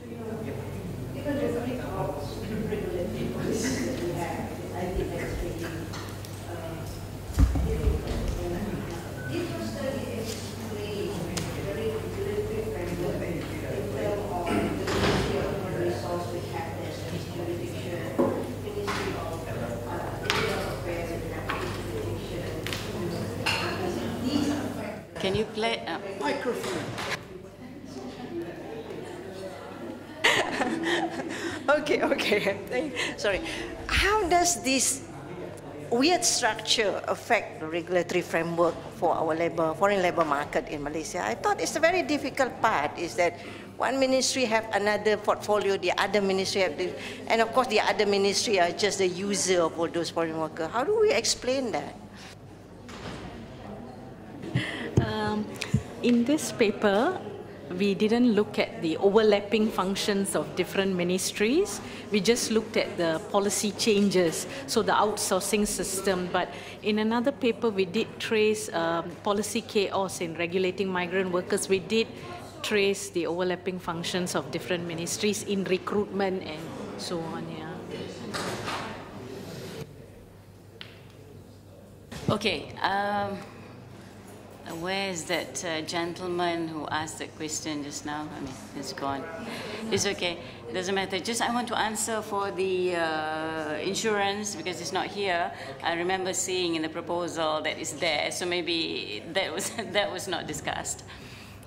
With regards to your point regarding workers dropping dead, that's why I wanted to ask you, Farid, which group?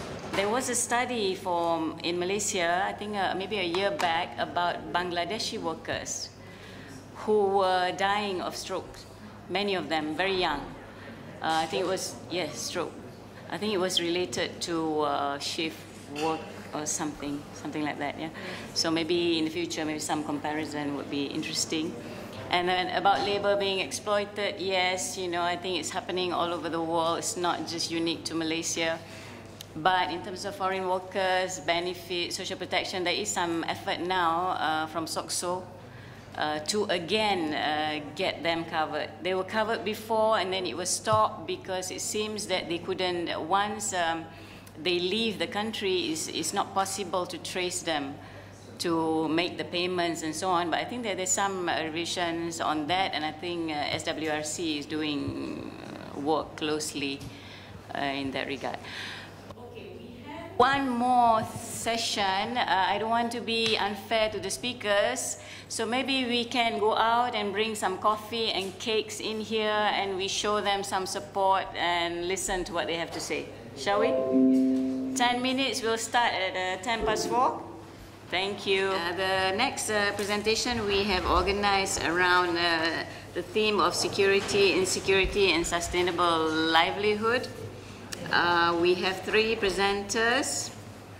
The first is Dr. Mahfuzur Rahman, but he is not here, and neither are those on the team. So we have a representative to give us the presentation.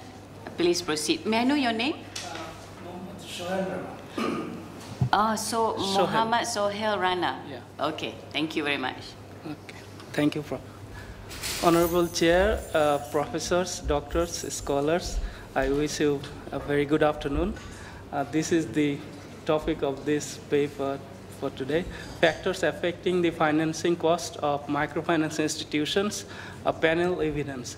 Actually, this paper has been published in Enterprise Development and Microfinance, so I will like to light on a few issues.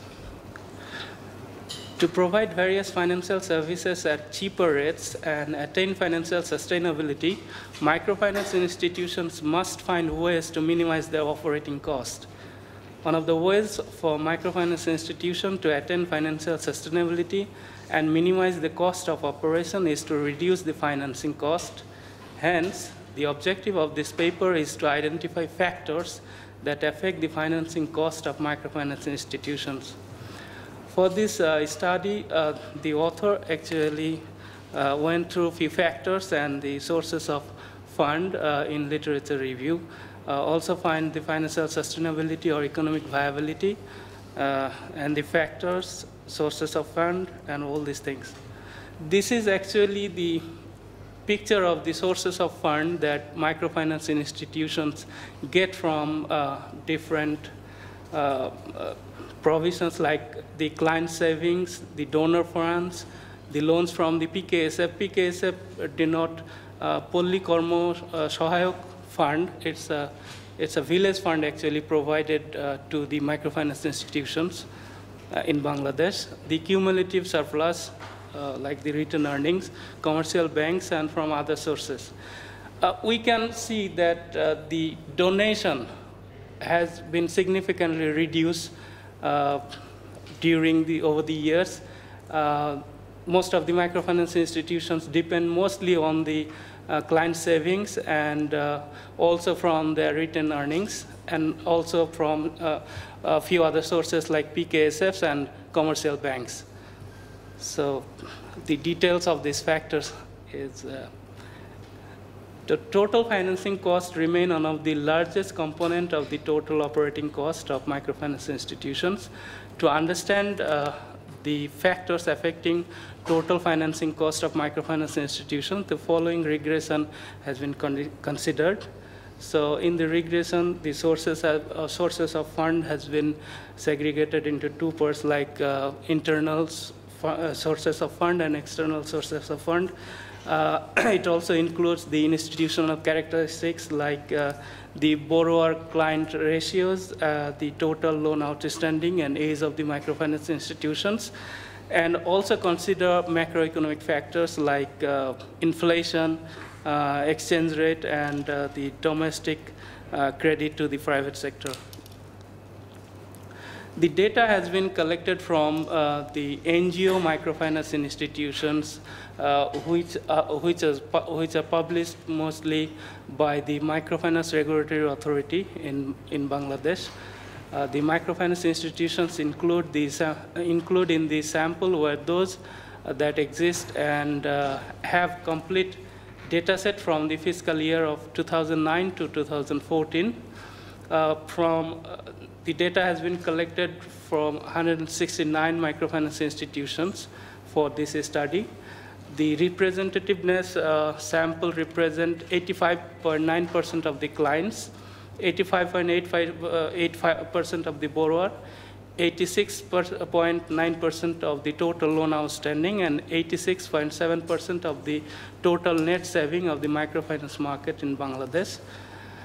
This is the descriptive analysis, the sources of fund, the standard deviation means. We also the author actually also went through the collinearity test, and the variance inflation factor is way below 5 and 10, so it's only 1.83, so it's valid. This is the regression result. In our result, we can see the internal sources of fund like savings and cumulative surpluses have negative effect, which is very good to minimize the financing cost. We also can see from the external source, donor fund has negative impact.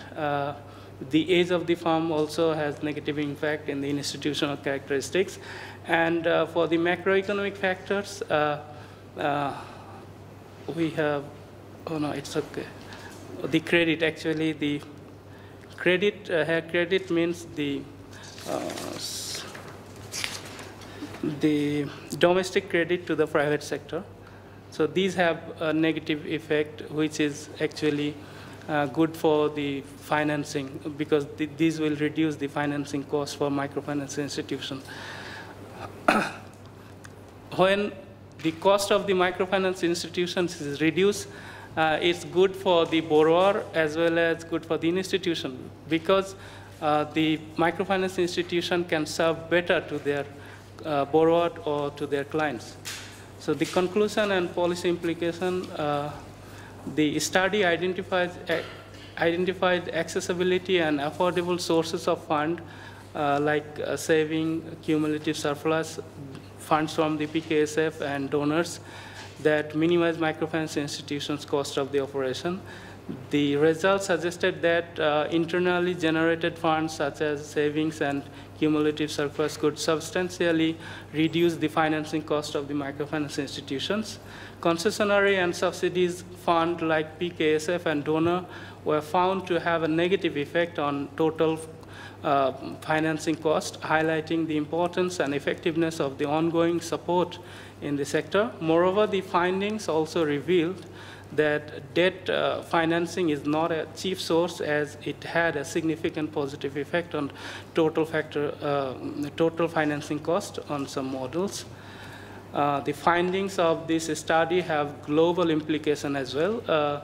The management of microfinance institutes should emphasize on generating internal funds through saving. Soft loan also can be provided to minimize the high cost of microfinance institutions. And the limitation for this study, low explanatory power, other contextual variable, longer time frame, and greater sample size. The dynamic nature of microfinance operation could also be explored in future to provide more robust and precise empirical inferences. So these are the publications that has been done for this project. This is the paper I presented. This is also a paper published in Business History on microfinance, and thank you very much. I would like to take any comments or any suggestion from you, and I will deliver to the authors if there is any. Yes, please, Martin. Sorry, now I'll try to get closer.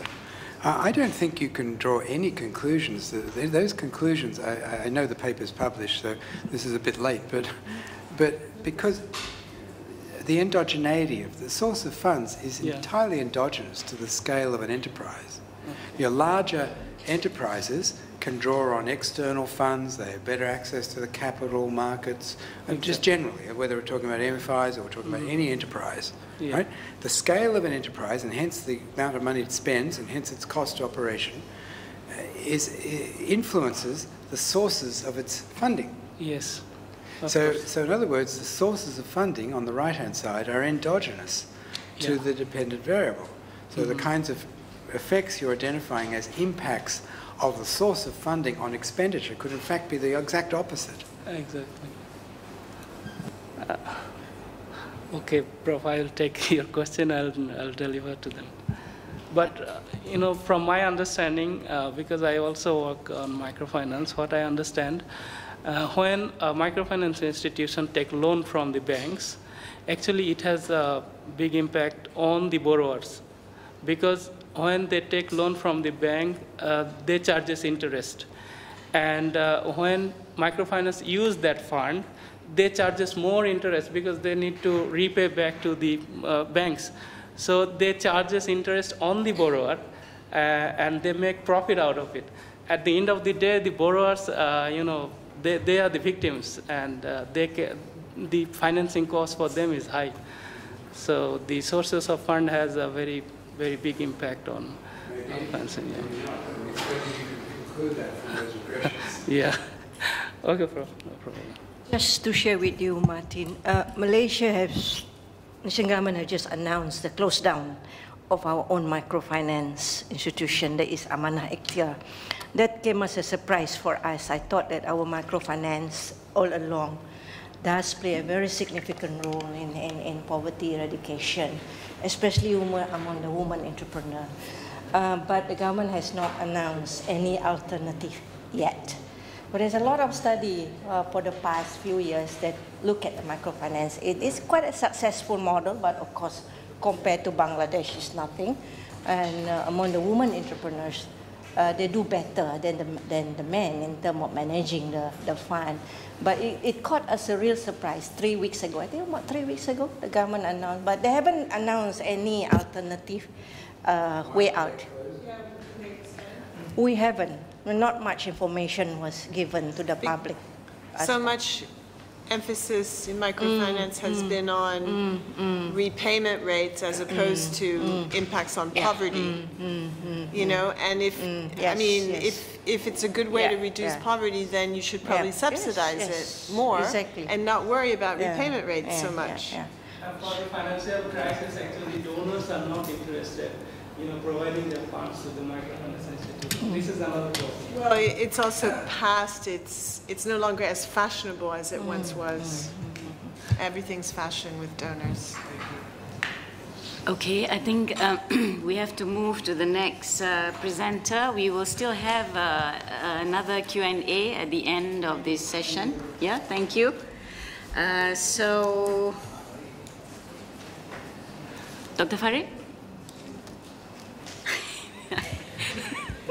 My president will do the presentation. Okay, so okay. If you can allow me to say something before the presentation. So for this research grant, basically we have two main objectives. The first one is actually we want to investigate macroeconomic determinants of the non-performing loans using regression analysis. The second objective is to do more macro analysis using primary data.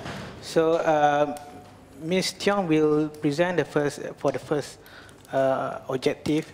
She is working on the first objective as part of her PhD research.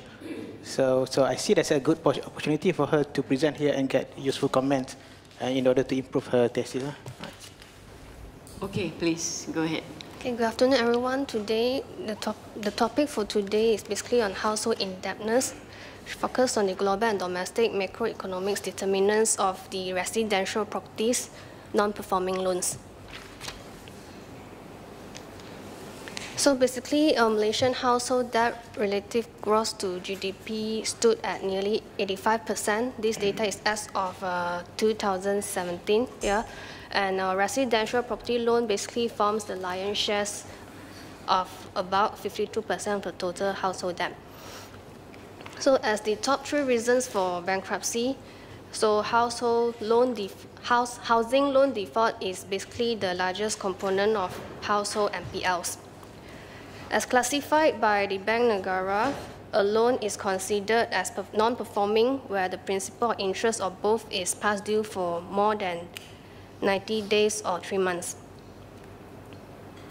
So this is the purchase of residential housing non-performing loans from 2006 to 2017. So generally,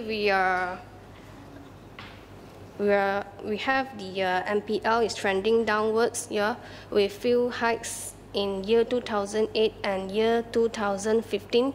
Despite that, the trend is going downward. But what we have in this home financing impairment, which this loan type is actually the largest cost of the household non-performing loan, as we can see from the graph. So the top for household debt, which is purchase of residential property, personal uses, credit card, and purchase of vehicles. So we have the housing loan being the large component for the household non-performing loans. So higher household indebtedness always want a higher fragility. So whenever there is adverse shock, household will get interrupted in maintaining their debt at the same level. So the research objective is basically to maintain the asset quality of the banking system. So the study is focusing on the determinants of the non-performing loans for residential housing properties. So this is the conceptual framework. So basically, we are looking for the impact of the external factors, the domestic factors, the domestic economic condition on the housing loan repayment obligations. So our sample period is from 2006 to 2017 on monthly basis. We have our endogenous variables to be our residential property non-performing loan, and our exogenous variables to be the crude oil price, financial stress index, household income adjusted for inflation, overnight policy rate, and unemployment rate.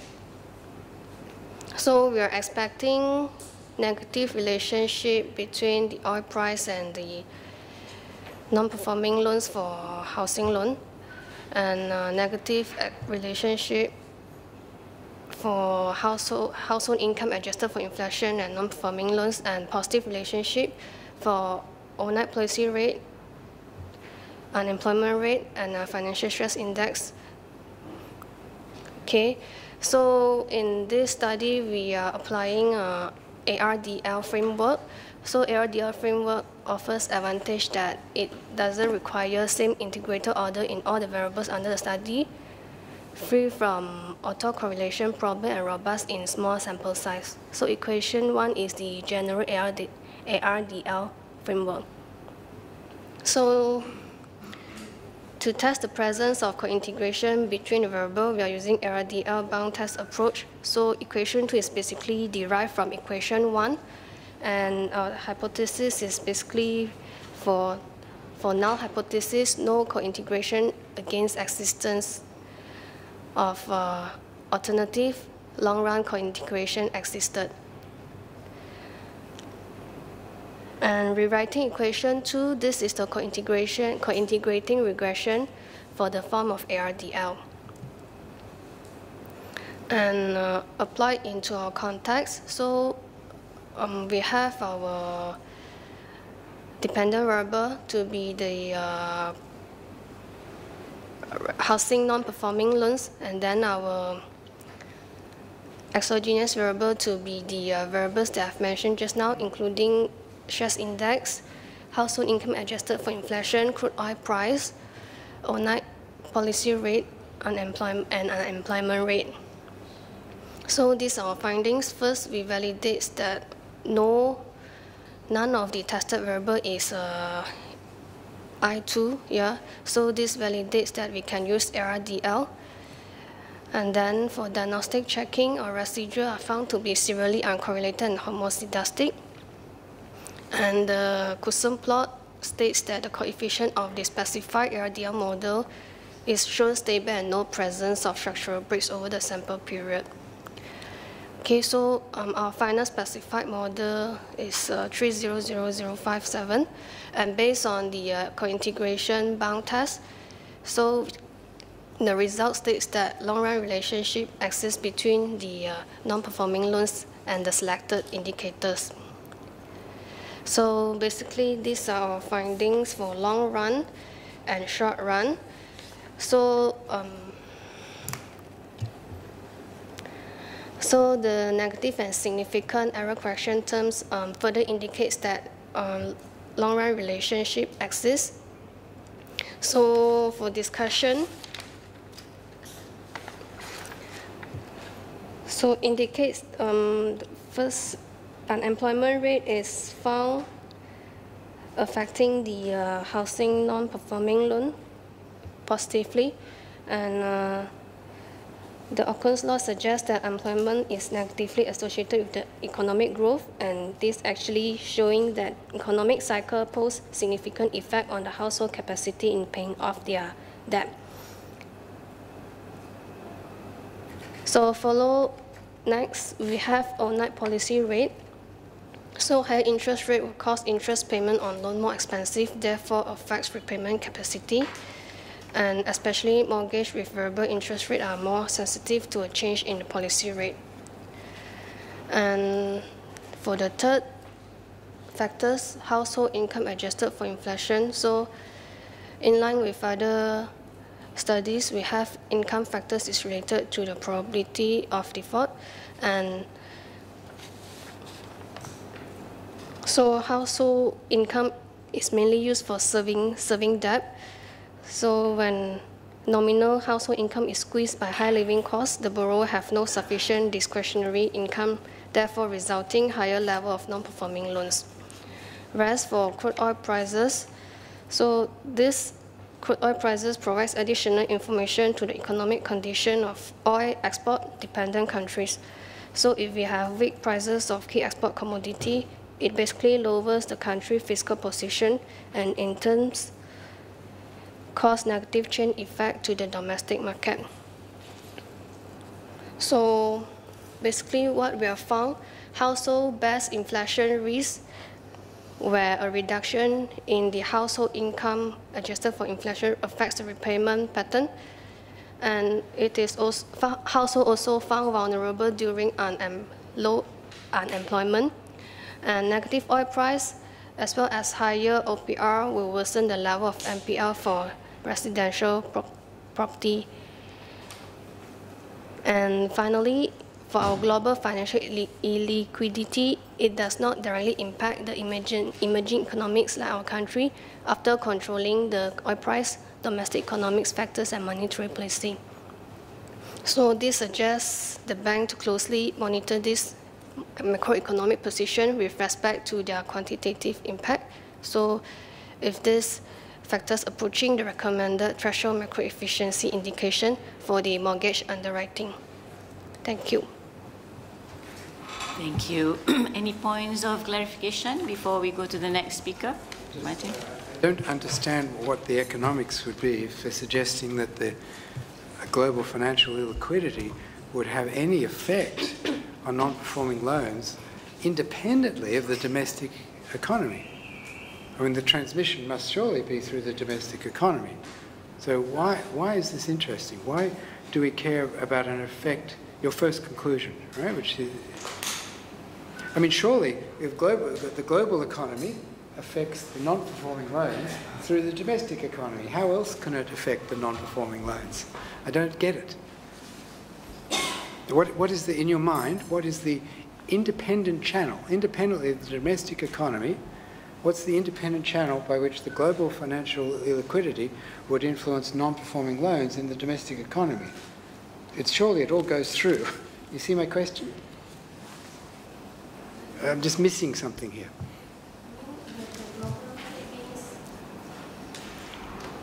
Yeah, okay, your first conclusion. Show us your first conclusion again. Global financial illiquidity does not directly impact the emerging economies like Malaysia after controlling for domestic economic factors. And I'm asking, why would it have any independent effect once you control for domestic economic factors? The transmission from the global side must be through domestic economic factors. So trivially, why would there be any? Your conclusion seems to be immediate. You don't need any analysis. At first, we expect there is some transmission through how? And any other way? Is there any other way? Yeah, but is there any other way besides through the domestic economy?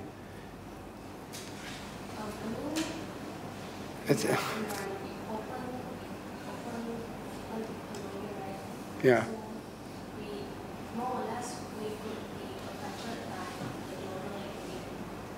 Through the domestic economy. End of story. Yeah? I don't need any regressions to show me that. Okay. Any other? I have one question Okay, go for ahead. our lovely student here. So can you go back to the slide 21? I hope you can hear me. Okay. Okay. Actually, I think you can use a better proxy other than the crude oil prices. Based on your explanation,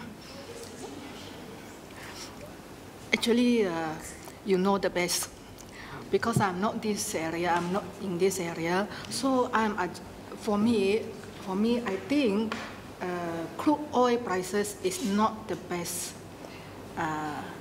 proxy that you can get if you want to indicate the weak prices of key export commodity. So in this case, maybe you can take a export price or trade surplus, trade balance. Maybe you can consider that, Evelyn? I don't know. I think this one, previously we decided to include the crude oil price because it represents the government income as well. So, I mean, the government income also determines the government expenditures. So, actually, I wonder how can crude oil prices can represent a country's wealth? Is there any explanation here? How about Martin? Your opinion? Well, I mean, it's entirely independent economy. It's not, if you want to go take it. I don't have much of it on. But you put it towards, what are those things?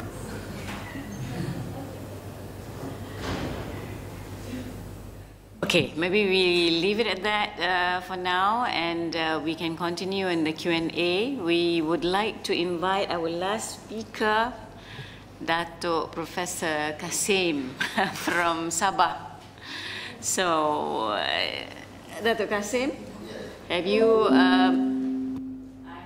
discussed with Martin and Dominic about maybe our future project together? This is one of them for now. Okay? Actually, I'm coming on behalf of Professor Rohana Jalil, the Dean's Faculty of Business, Economics and Development of University Malaya. Okay, this research is a collaboration between University Malaya and University Malaysia Sabah. Okay, okay. The topic of my presentation today is border security in Sabah, impact and challenges. And as far as my recollection, I think this is the first study has been done on border security in Sabah after the enforcement of ESCOM.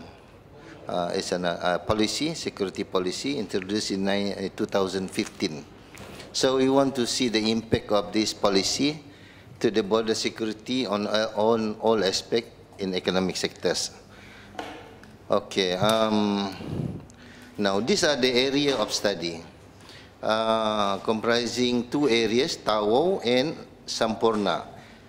This is Sampurna, and the other is Tawau. This is Tawau, and this is Sampurna. From Tawau to Sampurna is about 2 hours driving. And Sampurna is, I think, as we all know, is a world tourism spot in the world, known to all divers, the best diving spot in the world, one of the best. So ESCOM has been introduced in 2015. These are the areas, okay, from Kudat all the way to Tawau. It's about 1,400 kilometer stretches, okay, along this eastern side, because these areas are very critical when it comes to kidnapping activities by Abu Sayyaf from the other side. Okay, I share with you very quick. This is only 3 months news published in the paper, in local papers, is all for public consumption. Okay, I'm not going to share with you for the last 3 years, but this is only the last 3 months. Okay, these are the headlines of the things concerned with security. I see 23 Filipino detained for trying to sneak out of Sabah. They sneak in and then they sneak out easily. Stateless, TC, incentive boost, maritime securities bid to smuggle out 23 guests. These are very rampant activities in this area.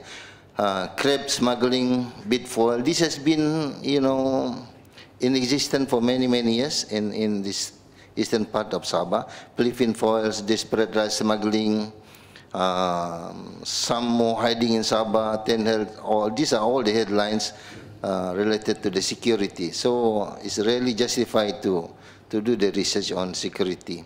So the introduction of ESCOM, and the banning of cross-border, we call it barter trade, and the curfew, among others, because now they are still curfew, okay,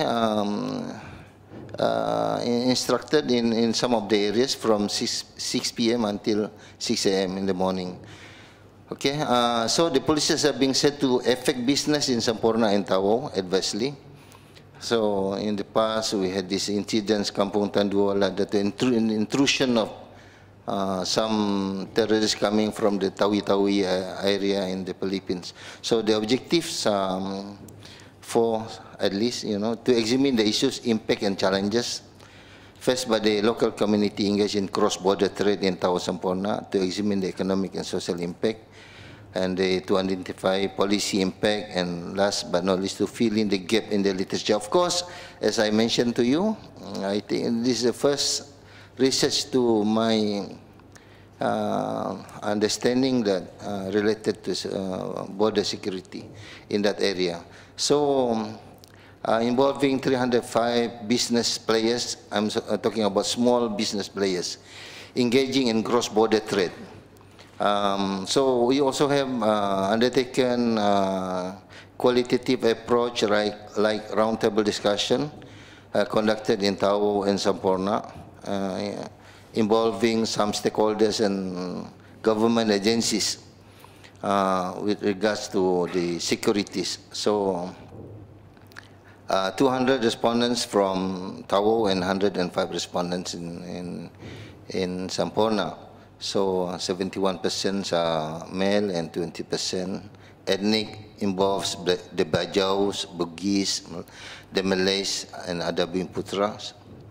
Okay, when it comes to some issues, cross-border security has reduced my income. As you can see, we will focus on the agree part more than the disagree part, 38%. 12% of these respondents agree with the statement that they reduced my income, reduced their income. I do part-time work to compensate for the loss, and most of them agree, yes. Because of the policies, they have to do some part-time job, you know, to compensate for the lost income. Cross-border securities increase competition, and mostly of them agree. Okay, that is very competitive because now the coming of goods coming from the neighboring countries have become smaller in quantity. So when the quantity of goods are very, limited, the tendency of competition is very high. Cross-border securities reduce the supply of labor, and majority of them said yes. They agree to the statement that supply of labor now become very difficult because of the policies. And some even, I will show you later on in the qualitative one, most of the workers in the plantation, 80% are illegal, coming from Indonesia. I feel safe during business. Of course, they agree, especially on the tourism sectors. Of course, tourism, they like these policies because, it attracts the, these industries. to foreigners, especially from China, Japan, Taiwan, and the Koreans. Now they are coming to Sabah especially. So Sabah is one of the destination as far as the tourism is concerned. Now, obtain foreign exchange from trading, of course, it shows that why we have to highlight these issues, because it shows that there's an transactions is happening actually. Transaction between neighboring countries, the southern part of the Philippines and the eastern part of Indonesia.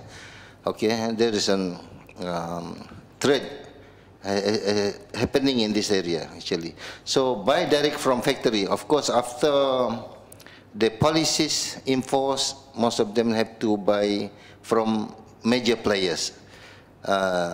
They used to do the trading by themselves, but now these small players, they have to buy from the major players.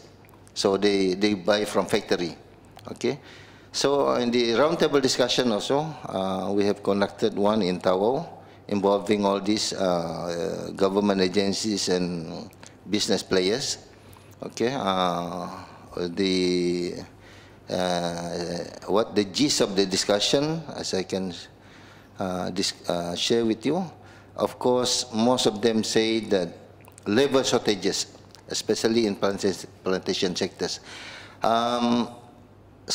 Even majority of them says 80% of the workers are illegal, coming from Kalimantan and Sulawesi of Indonesia. If they have to go through the legal way, the bureaucratic is very stiff. You know, the process are very lengthy and it's very costly. Companies have no choice to hire illegal. They are being very brave and frank to say that yes, we have illegal workers, and the agencies they cannot say anything, because otherwise this industry will collapse. The industry will collapse without the workers. Who's going to collect the fruits? Who's going to tape the rubber and everything? So it really affects the government, and the government have to close their eyes, have to close their own eyes because of this situation. Increased cost to hire legal, of course, they'll with levies and everything that will add more additional cost to them. The closure of barter trade. Of course, they call it barter trade long ago, but actually this is just a term.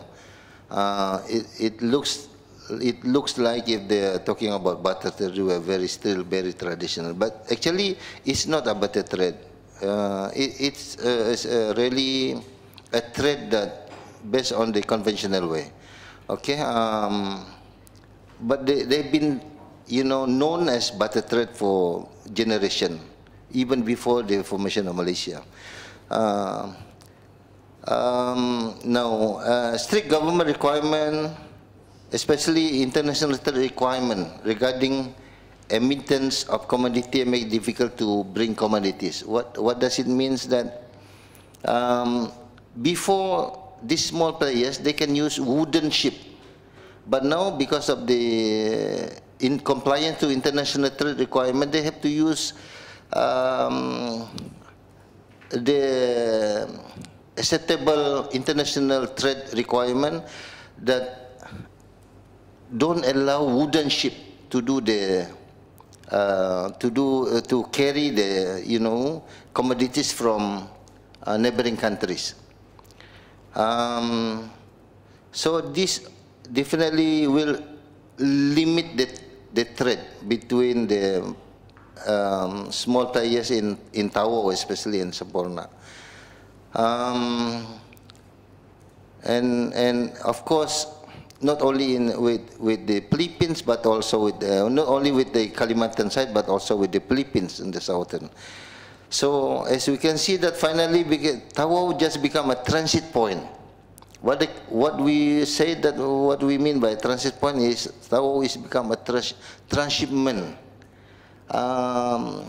transshipment, something like getting goods coming from Indonesia and bring it in Tao and re-export it to Japan, Taiwan and Korea. It's not for local markets. That kind of arrangement. Economically speaking, they don't have domestic economic benefit, especially to Sabah. Okay, just Tao become a transit point to re-export the things to Japan, Taiwan, and Korea. And one of the things also, of course, the number of population in this area is not that economic to have this kind of product coming from Indonesia because the population is small. So, and again, last but not least, from the slides, the government policy on cross-border does not encourage business activities in Tawau. So, this is, a kind of a good research to propose to the government that the policy of having all the restrictions will not really helpful to the small players, especially in this area. So as you can see that the curfew starting from 6 p.m. to 6 a.m. Reduce the abduction or activities, something like money for what they call it, this Abu Sayyaf, where they a ransom, money for ransom. MFR, money for ransom. The use of pump boat makes it easier for abduction, so that is why the government now they put a stop to this pump boat mechanism in that area. They don't allow that people who are using pump boat because it will be difficult for the policemen to chase after them because this pump boat will be very, they can maneuver the shallow water. And of course, in terms of the number of personnel, security personnel, 1 to 500. So it, of course, is very difficult. Tao sometimes become a hub transit for terrorist ideology from the Philippines. And of course, recently, the biggest drug selling activities found in Tawau, the biggest in the nation, few months ago. And Tawau also become an official road to go to neighboring countries.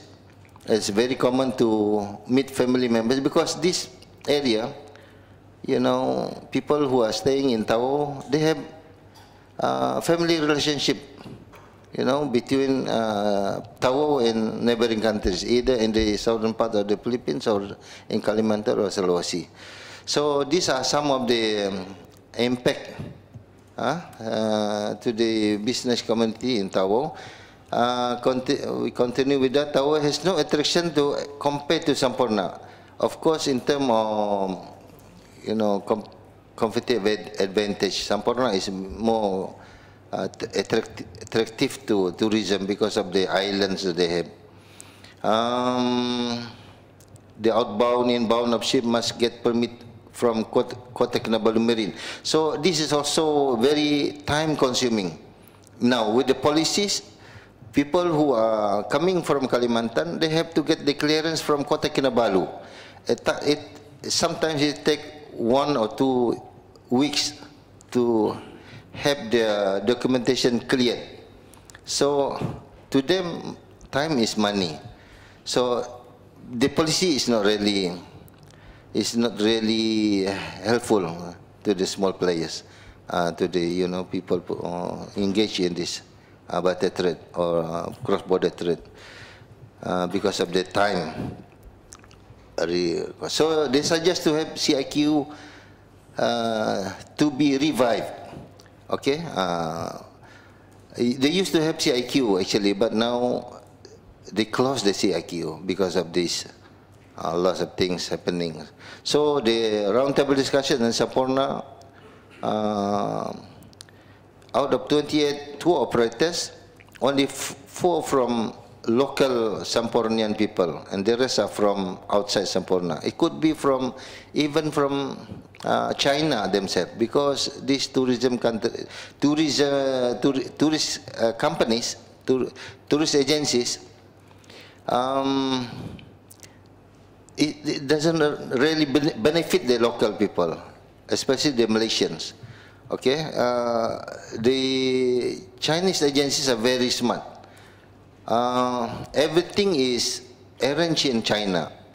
So when they are coming to Malaysia, everything has been arranged. So that doesn't benefit the local tourism companies. Especially in our write-up is very clear. These are some of the things that has been voiced out by these players, you know, in terms of tourism. Of course, another issues in very important issues, very chronic, I would say, stateless people in Samporna. The Palau people, the Sea Gypsy people, the Bajau Sea Gypsies. They are stateless. They are not very many. There are 4,000 of them. But they've been there for generations. Even before the formation of Malaysia in 1963, these people has been there for generations. So, but still, the government did not give them citizenship. So they become stateless. They cannot even enter the system, our educational system. But only recently, the government willing to accept this, you know, stateless people to attend schools, primary schools. Of course, like Tawau, shortages of labor supply, and one of the problem, the amenities, facilities in Samporna is not really, you know, helpful, because the lack of facilities in this area. Even fishery jetties also is cannot be found in any way in Samporna. So it's very difficult for the people who are engaged in fishing industries. And of course, night dive activities now is restricted. Actually, if you you know, divers, the most attractive time to dive is after the sunset. After the sunset, these are the most what to them very attractive and wonderful period to do the diving.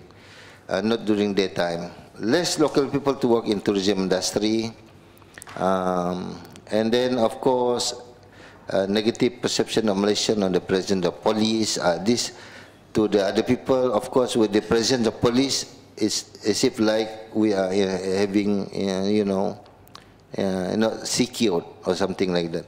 But to tourism on the other side, something positive, because as if like they feel very safe when they are surrounded by armies and police.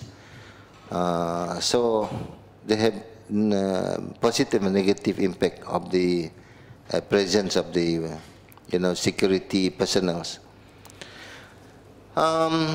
Some, just like in the Tawau, some of the discussion qualitatively about the same. These are some of the process in collecting data, okay, the roundtable discussion. So as a conclusion, but border securities have adverse effect on business, but on tourism sector, produce positive effect, particularly related to tourism industry. Perceived impact on border security, of course, the enforcement of tighter border securities impacted respondents that live in Tawau and Samporna in terms of the income. Income reduced 22%, business opportunity decreased 20%, supply of labor decreases 35%, security rate 15%, supply of goods decreases 27%. So meaning that policies are not really helpful, but need to be, discussed further. And many documentation has to be filled up, avoid paying taxes, of course, another things that the government have to look into. Tighter security check, 60% said yes. Dependence on family for financial support now because of this loss of income. So things like that. So this is some of our findings from this research in the past few months. Thank you very much. Thank you very much. Unfortunately, I can only allow 5 more minutes for Q&A, clarification, and wrapping up because we have to move on to meet with the Vice Chancellor. Yeah. One clarification. Do I understand correctly that 23% reduction in income, that is allowing for the positive effect of tourism? I mean, there's no missing channel. You said that incomes, the perception Drops. what? Drops. You're reporting 20, was it 20, go back to that slide, man. Yeah. So at least I get the number right. Mm-hmm. Back, no. Oh yeah, sorry. You can go Control S and go there. So income reduced by 23%. Yeah. So do I read that as that's total income reduced? There's no effect on tourism that's missing from that calculation. That's includes, it covers tourism. So the positive effect for tourists is still not enough to avoid a reduction in income. So Okay. the bottom line is incomes fell. I Correct? know. Yeah. Yes. Okay. No. This percentage is only involved with the small traders. We not take into account the positive impact of the tourism sectors. Can't you put all the bits together and tell us the total effect? We have not look into the factors as for now because I think we can get the information from the maybe from the tourism agencies perhaps because these are just a preliminary but I think I take your point down. Tourism, of course, the impact to tourism is substantial. No doubt, the impact to tourism is substantial. Very positive, very positive. Yeah. Okay, thank you very much. Unfortunately, I have to close the session. I would like to thank the presenters and, of course, our chairholder, visiting professor. They are here until end of January, so if you would like to discuss your work further, please don't hesitate to contact them either through us or directly. For those of you who have stayed behind, I really appreciate it. Thank you very much. Merry Christmas and Happy New Year. We will see you again in our next event next year. Thank you.